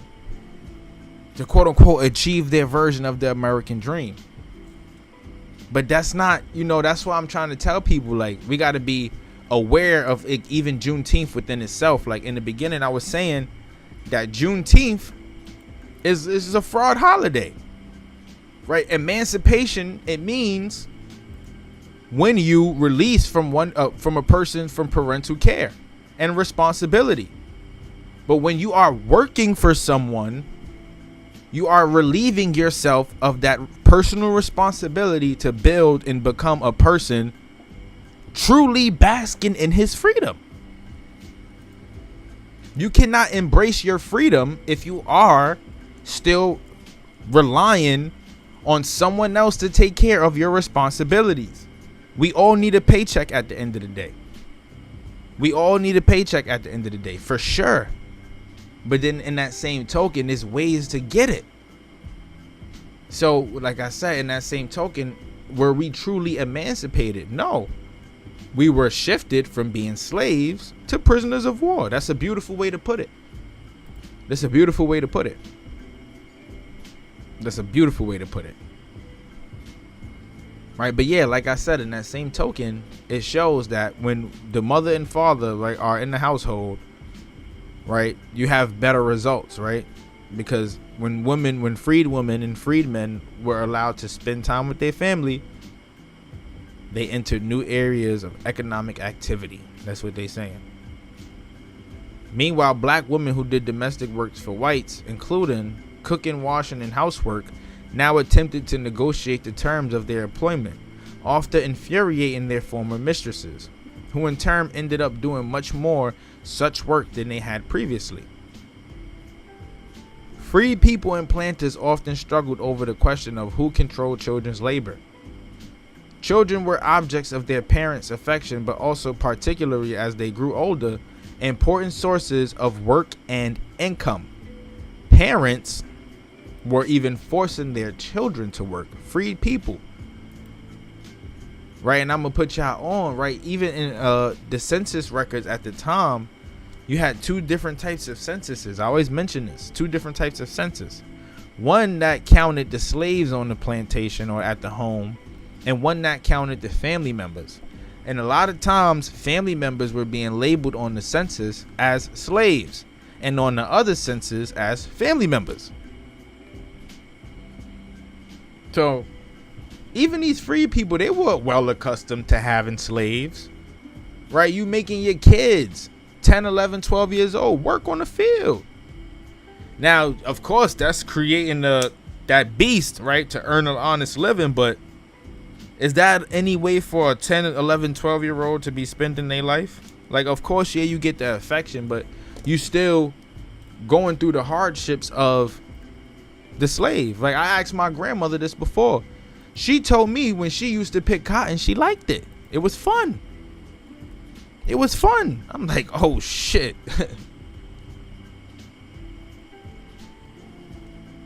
Because, listen, I wouldn't pick cotton for nobody but myself. Or unless you giving me like 800K, I pick the whole damn field. Promise you. Not gonna lie. Not gonna lie. Not gonna say ain't cap. Not gonna lie. Right, but landowners well understood the economic value of children and teenagers and regularly colluded with law enforcement officials and courts to apprentice freed children to whites without consent of their parents. Ooh, look at that. Right, being stripped from their parents. The law, like all these things being used to work against freed people being successful or regaining their success. Right, relatives in turn demanded custody of and authority of their children. They sometimes turned to Freedmen's Bureau agents and other officials for help recouping their children, or they took matters into their own hands and attempted to rescue their children from the involuntary servitude of forced apprenticeship. Forging a satisfactory employment contract was only the beginning. Right, see? Employment is still slavery. It's still slavery, y'all. Labor. Yep, look, trafficking the children. Yes, that is trafficking. Right? People advocated so much for abolishing child labor warehouses and camps, like stuff like that in the UK and in America. But who would have knew, right? Free people was doing that stuff to their own kids. That's madness. My father, right, and this is how I know it's real. Willie Lynch theory, y'all. When I was 11, 12 years old, that's when I first started working. That's when I first started working with my dad. But thank God, right, I was able to keep my eyes open enough to see that what he was doing was slave labor. And I had so much to say, like to the boss, to the co-workers. Like, they didn't like it. They was like, yo, like, get this little nigga out of here. They ain't like it, but I'm saying, like, yo, like, I'm being real with them. All that dust you inhaling, you gonna get sick. Oh, I'm not doing this job. This is slavery. Because it's true. That's what it was. They thought of it as an honest living, right? That's what our parents is gonna think. We making an honest living. Oh, it's an honest living. Or you working hard. Nah, that's labor, y'all. That's labor. And if my pops knew better, he would have knew that would have been, that's like human trafficking. He sold me off to the lowest bidder. Because even though I was making bread, that work could have killed me. Like, anything could have happened, right? It's the same stuff, right? But yeah, look, even under the best conditions, southern agricultural laborers struggled to get paid, and employers sometimes struggled to pay them, right?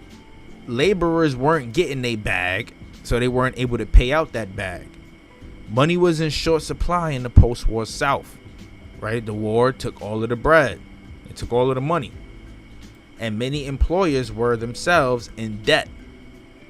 In a place where cash was scarce, it was no simple matter to institute a system and where agricultural workers were paid wages. It wasn't easy. That's what they're saying. It wasn't easy for people to start making money from work. Driven by their desire for independence and by the limited cash supply, many free people agreed to be paid in a share of the crop after it was harvested.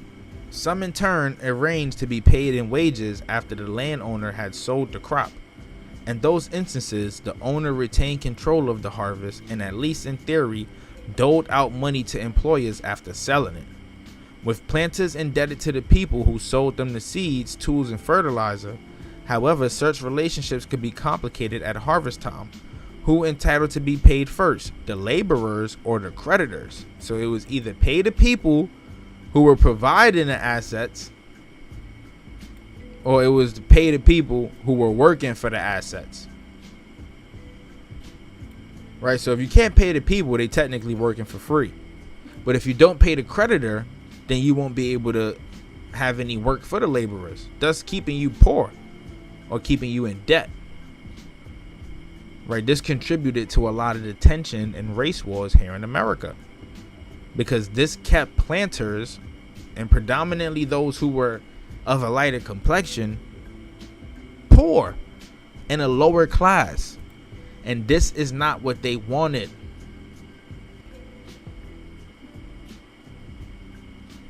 Yo, bro, you want to know something about the coal mines that's crazy? Fox and Socks, I watched the video about the coal mines.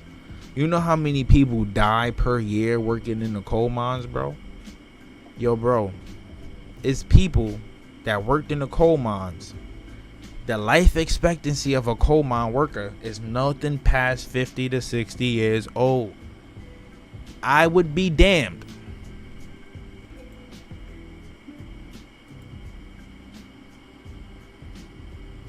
if I ever have to work in a coal mine.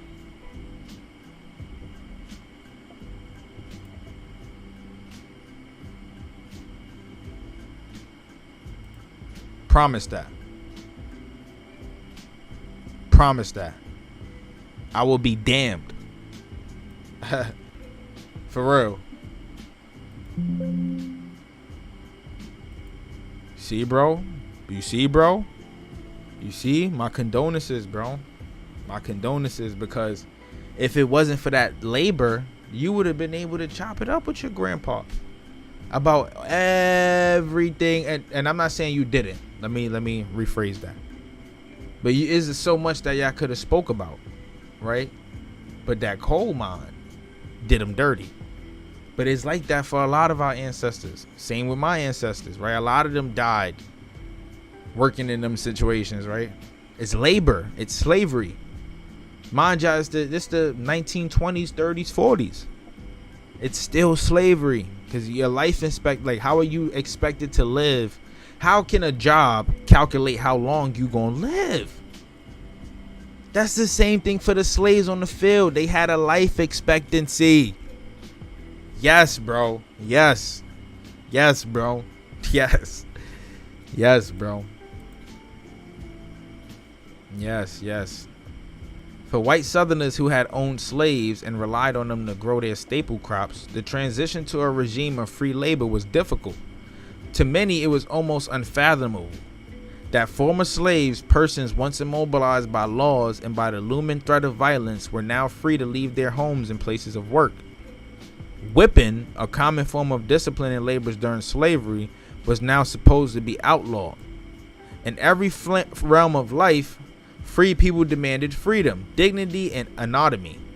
Moreover, planters had not only lost the war, but suffered vast financial losses as a result of the abolition of slavery, which it eliminated without compensation a form of property once essential to Southern economic life. This is why people are extremely racist today. They were racist before, right? But remember, like I said, everything wasn't always black and white. After the abolition of slavery, they had so much hate for colored people because they took away their reason to live, their economic life. They cannot feed their children. This was the cause of racism. Not because it's black and white, right? Because back then, like back a long time ago, even in Europe, right? A lot of people like to make the Moorish stuff and the wars and stuff over there. They like to make it black and white. But even then, it's all about power and wealth and dominance. Because black people dominated other black people. That's what it's always and gonna be about for the rest of time, right? Racism is a propagated agenda created to put this false reality in the minds of white and black people. It exists, but only to those who are gullible enough to indulge. Right? People say this all the time. Well, you get discriminated at jobs. Well, look for a different job. Where if they're going to discriminate you, at least they do not do it in front of your face. Because it's going to happen one way or the other. This is the mindset. This is the mental thing. Mental enslavement. That's what it is. Right? Southerners found the situation difficult to endure and felt personally humiliated and dejected by their losses. Some wrote in diaries and personal letters about their sense of upheaval, uncertainty, and even panic. Many smallholding white farmers had also suffered losses in the war, even if they did not own slaves, right? Creating that poor white class. The war left a lot of folks broke. Like I said, the war, right? Soldiers away at the front could not farm, and remaining family members struggled to sustain crops. Armies on both sides took food, supplies, horses, and livestock, sometimes without compensation. And the disorganization of Southern society with its war-torn railroads and shuttered banks made it hard to reestablish the transportation networks and credit necessary to run even a small farm. To regain the upper hand, employers regularly resorted to violence and fraud to avoid paying their laborers, who at the end of the season were particularly vulnerable to exploitation. Many Southern landowners responded to emancipation by taking the mandates of new free labor economy seriously, promising employee wages but denying them substance, food, and clothing masters had provided to their slaves. So now, slaves had to go without food and clothing. They get the funds, but now those funds in return have to be spent on the food and clothing. Like I said, it's a cycle. Because after you spend the money on the food and clothing, you're now back crawling to the master, because he's the one providing you the means to make that money, not you yourself. Not you yourself. Right? Not you yourself. So it's keeping the laborer in a cycle, right? And it's like a life or death cycle. Well, I gotta work just to live, but if I don't work, I'ma die. But if I work, I'ma die either way. So I gotta die to live and live to die. Free people now have to use their meager wages to pay for basic necessities, right? Before, when you would live off the land, that's why I said, right, with the slavery in America, right, with slavery in America,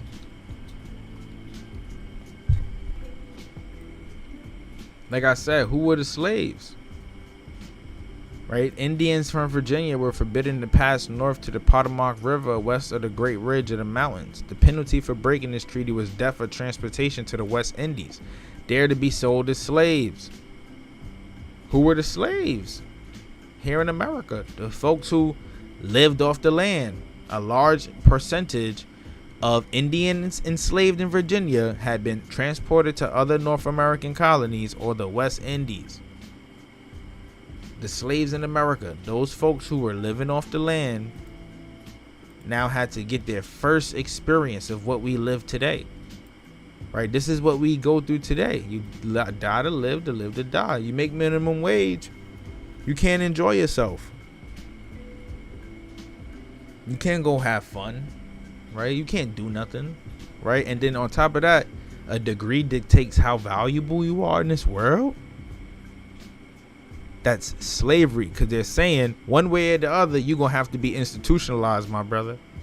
One way or the other, before you can sit up here with us.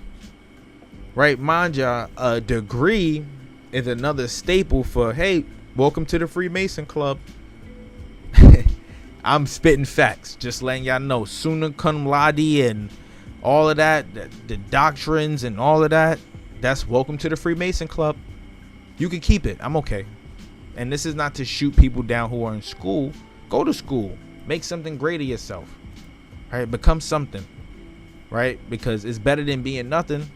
Right? You could be like me and sit in the crib and read all day and make these videos for the YouTube community. Or you could really go be something. Either way, we both gonna be something. What I'm saying is, do something. Right? But just remember what I'm telling you. It's a form of being institutionalized slavery.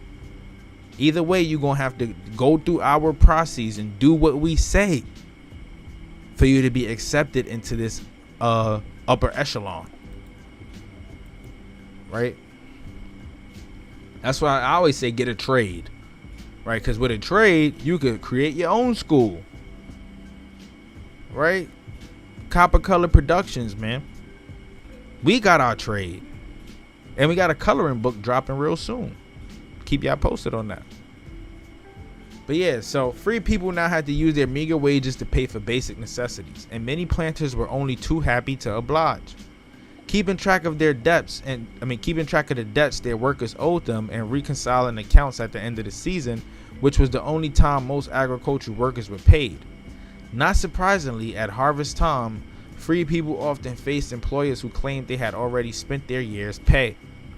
Right? They already spent their year's pay. Just like today. People spend they week check in a day. It's the same as today. It's no different. Some employers did not even bother with such niceties and simply ran their laborers off the property, sometimes at gunpoint after the harvest was complete. Under these conditions, the laborers who appeared to have the least productive capacity, children, the elderly, and single mothers, appeared most disposable to employers and were most likely to be evicted and otherwise exploited, in other terms, prostituted. Right? Prostitution was a big thing too at that time. Right? Prostitution was a big thing. Right? But we got a lot more to go, right? I don't want to, keep people up for too long, right? There's one more part I would like to share, as a matter of fact, before we even conclude this, because we're going to pick up this part 2 tomorrow, for sure. 9:00 p.m., man. If we can make it there. 9 to 10, check it out. We're going to be lit. But look, it says, as these examples indicate, the policies of Southern state governments significantly shaped labor relations. Where Republicans held political power, they raised taxes on land and personal property and passed labor lane laws that provided that employers would pay their employees first before discharging other debt obligations. Right? This means before paying others or even paying back their debts, the laborers had to get paid first. Right? This is another way of saying before taxes. I appreciate it. That's another way of saying, though, like before taxes. Right? They had to pay them first. So you were back at one point, Republicans were saying like, yeah, before taxes, you got to get your bread. Right? And then pay other people after that. Pay your taxes after that. But before taxes, pay your staff, basically. When it came to encouraging small farmers to buy land, South Carolina went furthest, creating a state land commission to purchase land and resell it on favorable terms to small farmers. In the early 1870s, the experiment was notably successful, with about 14,000 black families and few whites availing themselves of this unusual route to land ownership. Right? What they saying, South Carolina had more black people with money owning land, getting shit done, than there was Caucasian folks. Now, what changed this is something most people like to describe as the big migration, right? Where now the lynchings and the violence was now driving people, black folks in the South, back north, right? This is about 30 to 40 years after this time period right here, right? Now check this out. Republic legislators also invested heavily in railroad development, which helped connect traditional southern port cities with the rural hinterlands, creating transportation networks that encouraged yeoman farmers living in non-plantation districts to try their hand at growing staple crops for sale at the market. When Democrats regained control at different moments in different states and many areas, they reversed Republicans' course. For instance, Democrats passed laws that favored creditors and employers over laborers. Okay, so remember when I was saying they was like, you gotta pay the laborers before you pay your creditors, right? So we was getting before taxes. The Democrats said, nah, they gotta get the after taxes. You pay your creditors and the employers first. And they reinstituted in racial neutral terms harsh vagrancy laws akin to those passed during the immediate post-war years. And when rural workers managed to organize for better conditions, Democratic governors readily called out their militias to break strikes and support the resumption of low-wage plantation agriculture. Right? They wanted the worst. Right? And it's still till this day. Still till this day, these goddamn Democrats. That's what I call them. Democrats. Demons. Democrats. I'm not a Republican, right? I'm gonna be honest though. If I was to classify myself with any political party without knowing any of this information, I would say I am one. Right? Because I'm one of them people who believe like, yo, you gotta get it how you gotta get it. Right? Be a creator. Right, especially now, I'm so happy computers and all of that stuff is a thing because I'm so good with them. Right, you got to do something big, be different. Right, don't be like the rest of the folks, sheep and followers, because that's that same stuff that had you enslaved in the first place.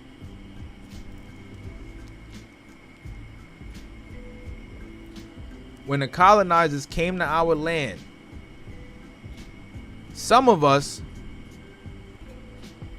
was mixing in, right? This is why they wanted the Code Nord. This is why the French implemented the Code Nord. We were mixing in, mingling, being friendly. That set us back. That's not something we were supposed to do because, listen, with assimilation comes the introduction of a new style of living, new cultures. Right? New ways of living. Things that were once meant to make you stronger are now being used against you and being used to break you. Like how you got to pay for water. That's crazy. Every time I ask myself, every time I buy a case of water, I always say like, yo, bro, for example, today, Shorty tried to charge me $20 for 2 cases of water. First thing I thought, I might as well go out into the Bronx River and filter that shit myself. For real. For real. $20 for water is insane. That's insane. How you gotta pay for water when it used to be free? That's slavery. Right, but hey, money make the world go round, right? White Southerners also turned to law enforcement officials to control the labor power of African Americans and to press it into the service of white business owners. This was the goal, right? To keep the slaves on the plantation even if we still paying them. To keep them reliant on us. To disregard their emancipation, right? And keep them relying on us so that they will feel like They're indebted to us. Yeah, bro, for sure. Yeah. I'm out here. Born and raised. Born and raised in the Bronx. Right? During the 1870s and 1880s, prison officials increasingly leased prisoners to planters and other businessmen at lower cost than the rate of pay for free workers. We were still considered commodities. Right? Lease. That's something you do with a car or a crib. They out here leasing people like it's a furniture store.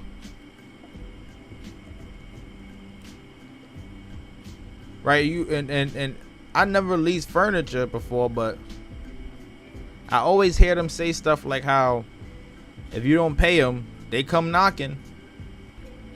Well, that's why I compared it to like leasing furniture. It's the same stuff. Commodities.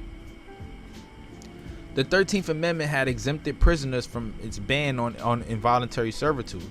The convict lease system provided revenue to support prisoners and law enforcement, while also offering a cheap labor force and thus generate profits for business owners. Right? The prisoners were paying to build the city.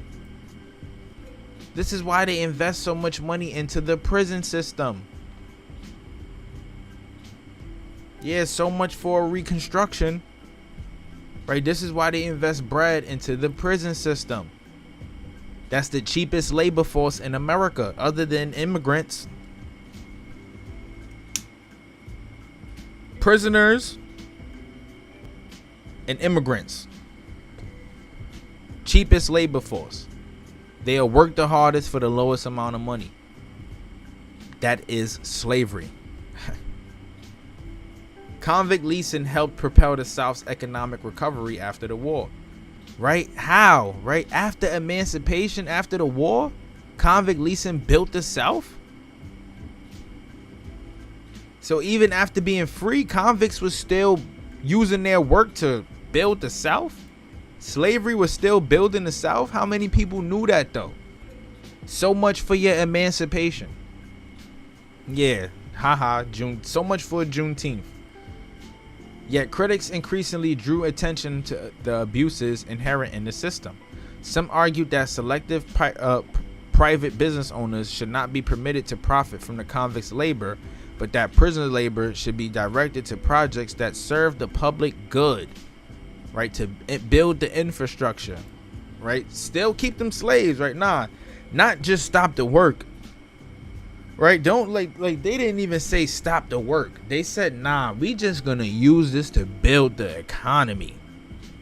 So much for your emancipation. Other reformers pointed out that leased prisoners, the vast majority of whom were African Americans, lived in inhumane conditions, essentially unfree and vulnerable to the whims of prison officials and private leases. Among the earliest and most vocal public critics of the convict leasing was George Washington Cable, a white writer and Confederate veteran from New Orleans who lambasted the system in speeches and in print in the 1880s. Right, so he was against it. But this Confederate leader, they saying that's a white man. Right, they saying he a white man, but we know George Washington Cable, right, that could be both either a black or a white man. A mulatto potentially too, coming out of New Orleans. However, I forgot how they pronounce it. Subject to intense hostility in his native city, in 1885 he and his family moved to Northampton, Massachusetts, where he lived and continued to write for the next 30 years. As the progressive era dawned, states gradually responded to reformers' critics and calls for modernization by ceasing to rent prisoners to private businesses and employing them instead in public works projects. Indeed, prisoners furnished much of the labor that built the roads and other infrastructure of the New South in the early decades of the 20th century. The laborers, remember, laborers is a gang. These same people building the railroads and stuff, they was on the chains. That was the chain gangs. That was the chain gangs. Right? like I said, there's much more that we gonna go over. Right, that was just chapter 1. Right, see, look. Like-minded African Americans organized branches of Colored Farmers Alliance, which was attuned to the needs of landless black agricultural laborers. And then the farmers, right, the white Southern farmers galvanized to challenge the powerful Democratic Party, whose officials typically represented the interests of wealthy merchants and planters, right? State agrarians like North Carolina's Elias Garr gained control of the Democratic Party from older Bourbon Democrats, Bourbon meaning French Democrats, right? These are the Frenchmen, and began to reform state politics. In some states, white alliance men joined the new Populist Party, and in the process made common cause with the black Republicans. So you had the Colored Farmers Allegiance, and then you had the Populist Party. 2 different parties, but they were working together. In North Carolina, for instance, the combined Populist and Republican parties won control of the state, electing both U.S. senators, the governor, and majority of the legislature. And in Georgia for a time, fiery orator Tom Watson aimed to unite the white and black farmers. The ideology of white supremacy was fragile enough to give some white Southerners space to ally briefly with black Republicans, proving that white supremacy wasn't really, it wasn't really like too tough. It wasn't too tough, so things had to be created to push this white supremacy agenda, right? And people don't understand that, right? It's propaganda. It's all propaganda, right? This is why the TV is dangerous. Billboards, the news, all of that stuff is dangerous. You got right-wing propaganda, left-wing propaganda, news outlets saying Trump is a rapist and he's being indicted. Other news outlets saying Trump is innocent and that his lawyers is doing this, that, and the third to help fight and then you got outlets that represent Biden and then demonstrate Biden. I mean, go against Biden. Right? It's all propaganda. Propaganda. They use propaganda to push white supremacy. Check this out. And we're going to end this off with this right here because this is the biggest banger thus far in the first chapter. Democrats, crackheads, ran sophisticated propaganda campaigns to scare white populists back into the party, raising fears of black domination and particularly inventing stories of black male rapists. All of these black men being lynched because they allegedly tried to holler at the white girl. They are all propagated stories. This is why the white girl that got the fatty that live up the block be nervous when she walk past you in the guys. Not all of them, I ain't gonna lie. She loves me a snow bunny, but not all of them. But this is why, because of that idea that, we're animals and quote unquote and this, that, and the third, right? They're saying who ran it. It wasn't all white people. It was just these people, Democrats, these people.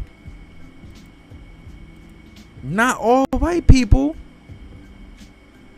Right? So what is racism again, right? That's 1. 2, propaganda. Right? White populists were invested in the system of racial hierarchy that always kept them a rung higher than their black counterparts. And there we gonna drop that right there.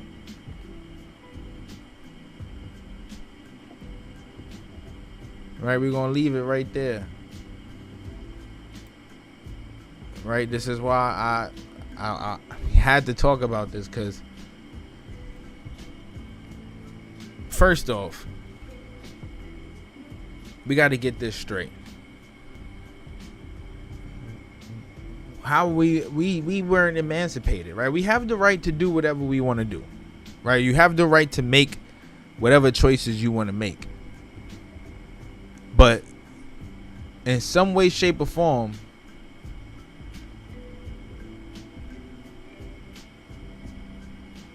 oh yeah, no doubt, Brody. No doubt.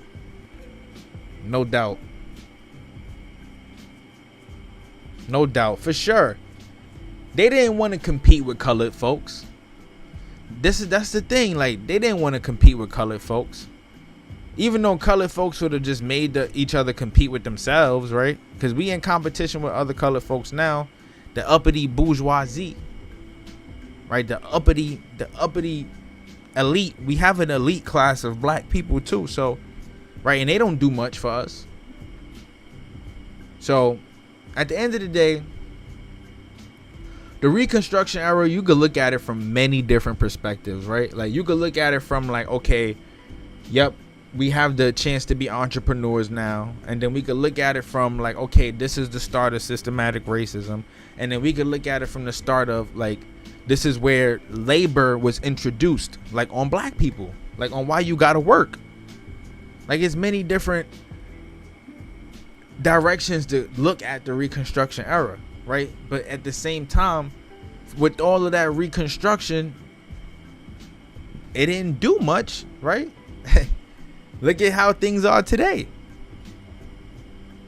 especially with the presidency, the propaganda, right? All that we done seen ever since, you know, since 2020. Right? It's just a lot, right? And what happened during the Reconstruction era, right? That history is playing out in the world that we see today as we speak. You just have to be open enough to pay attention and see it, right? You just got to pay attention to what you see going on around you. For sure, it helped the elite. That's who it helped, the elite. Because it's people like myself, many other people, we still thugging and bugging. We still trying to figure it out. We are still trying to figure it out. But there's nothing wrong with that, right? Because we are trying to take the power away from them. Yes, sir. Ding, ding, ding. Ding, ding, ding. Get with it or get crushed. That's what it is. Get with it or get crushed. Get with it or get crushed. That's why the elite, that's why they kick it with each other like that. The Michael Rubin parties and all of that. That's why they kick it with each other like that. You know? But I ain't going to speak too much on that, right? I ain't going to speak too much on that, man. We got part 2 of this. We're going to keep talking with this. We're going to keep getting back into this. And it's going to be so cool to tie in Mexico's quote-unquote Reconstruction era with what's happened in America. Because they had this same situation going on over there. And it played out even more in color. Because the people of color were going against each other from the start. Right? There was never no white and black with the Spaniards, with Spanish. There was never no white or black. Them peoples was colored too. And they was dealing with the colored inhabitants here in America. Right? It was light skin, right? Dark skin, that's what it is. Full blood Spanish. You half blood. It's a lot, bro. That's why we do what we do, man. Breaking the black barrier. Make sure y'all stay in tune for the next one. We going crazy. Trying to stay consistent with this content. Trying to build this fan base, man. If you know friends, if you got friends who are in tune with stuff like this, share this to them. Let them know. We get active. Right? And everything we do, we read through everything. We read through all of the information. We make all our correlations, different references. You know, we make it happen. As a matter of fact, I forgot to even show y'all. Right? I forgot to even show y'all. Oh, man. Like I said, I was going to show y'all some fire, right? J. Edgar Hoover. Was he black? He was a black man. Nah, he wasn't full black. I'm gassing it. But he was mixed raced.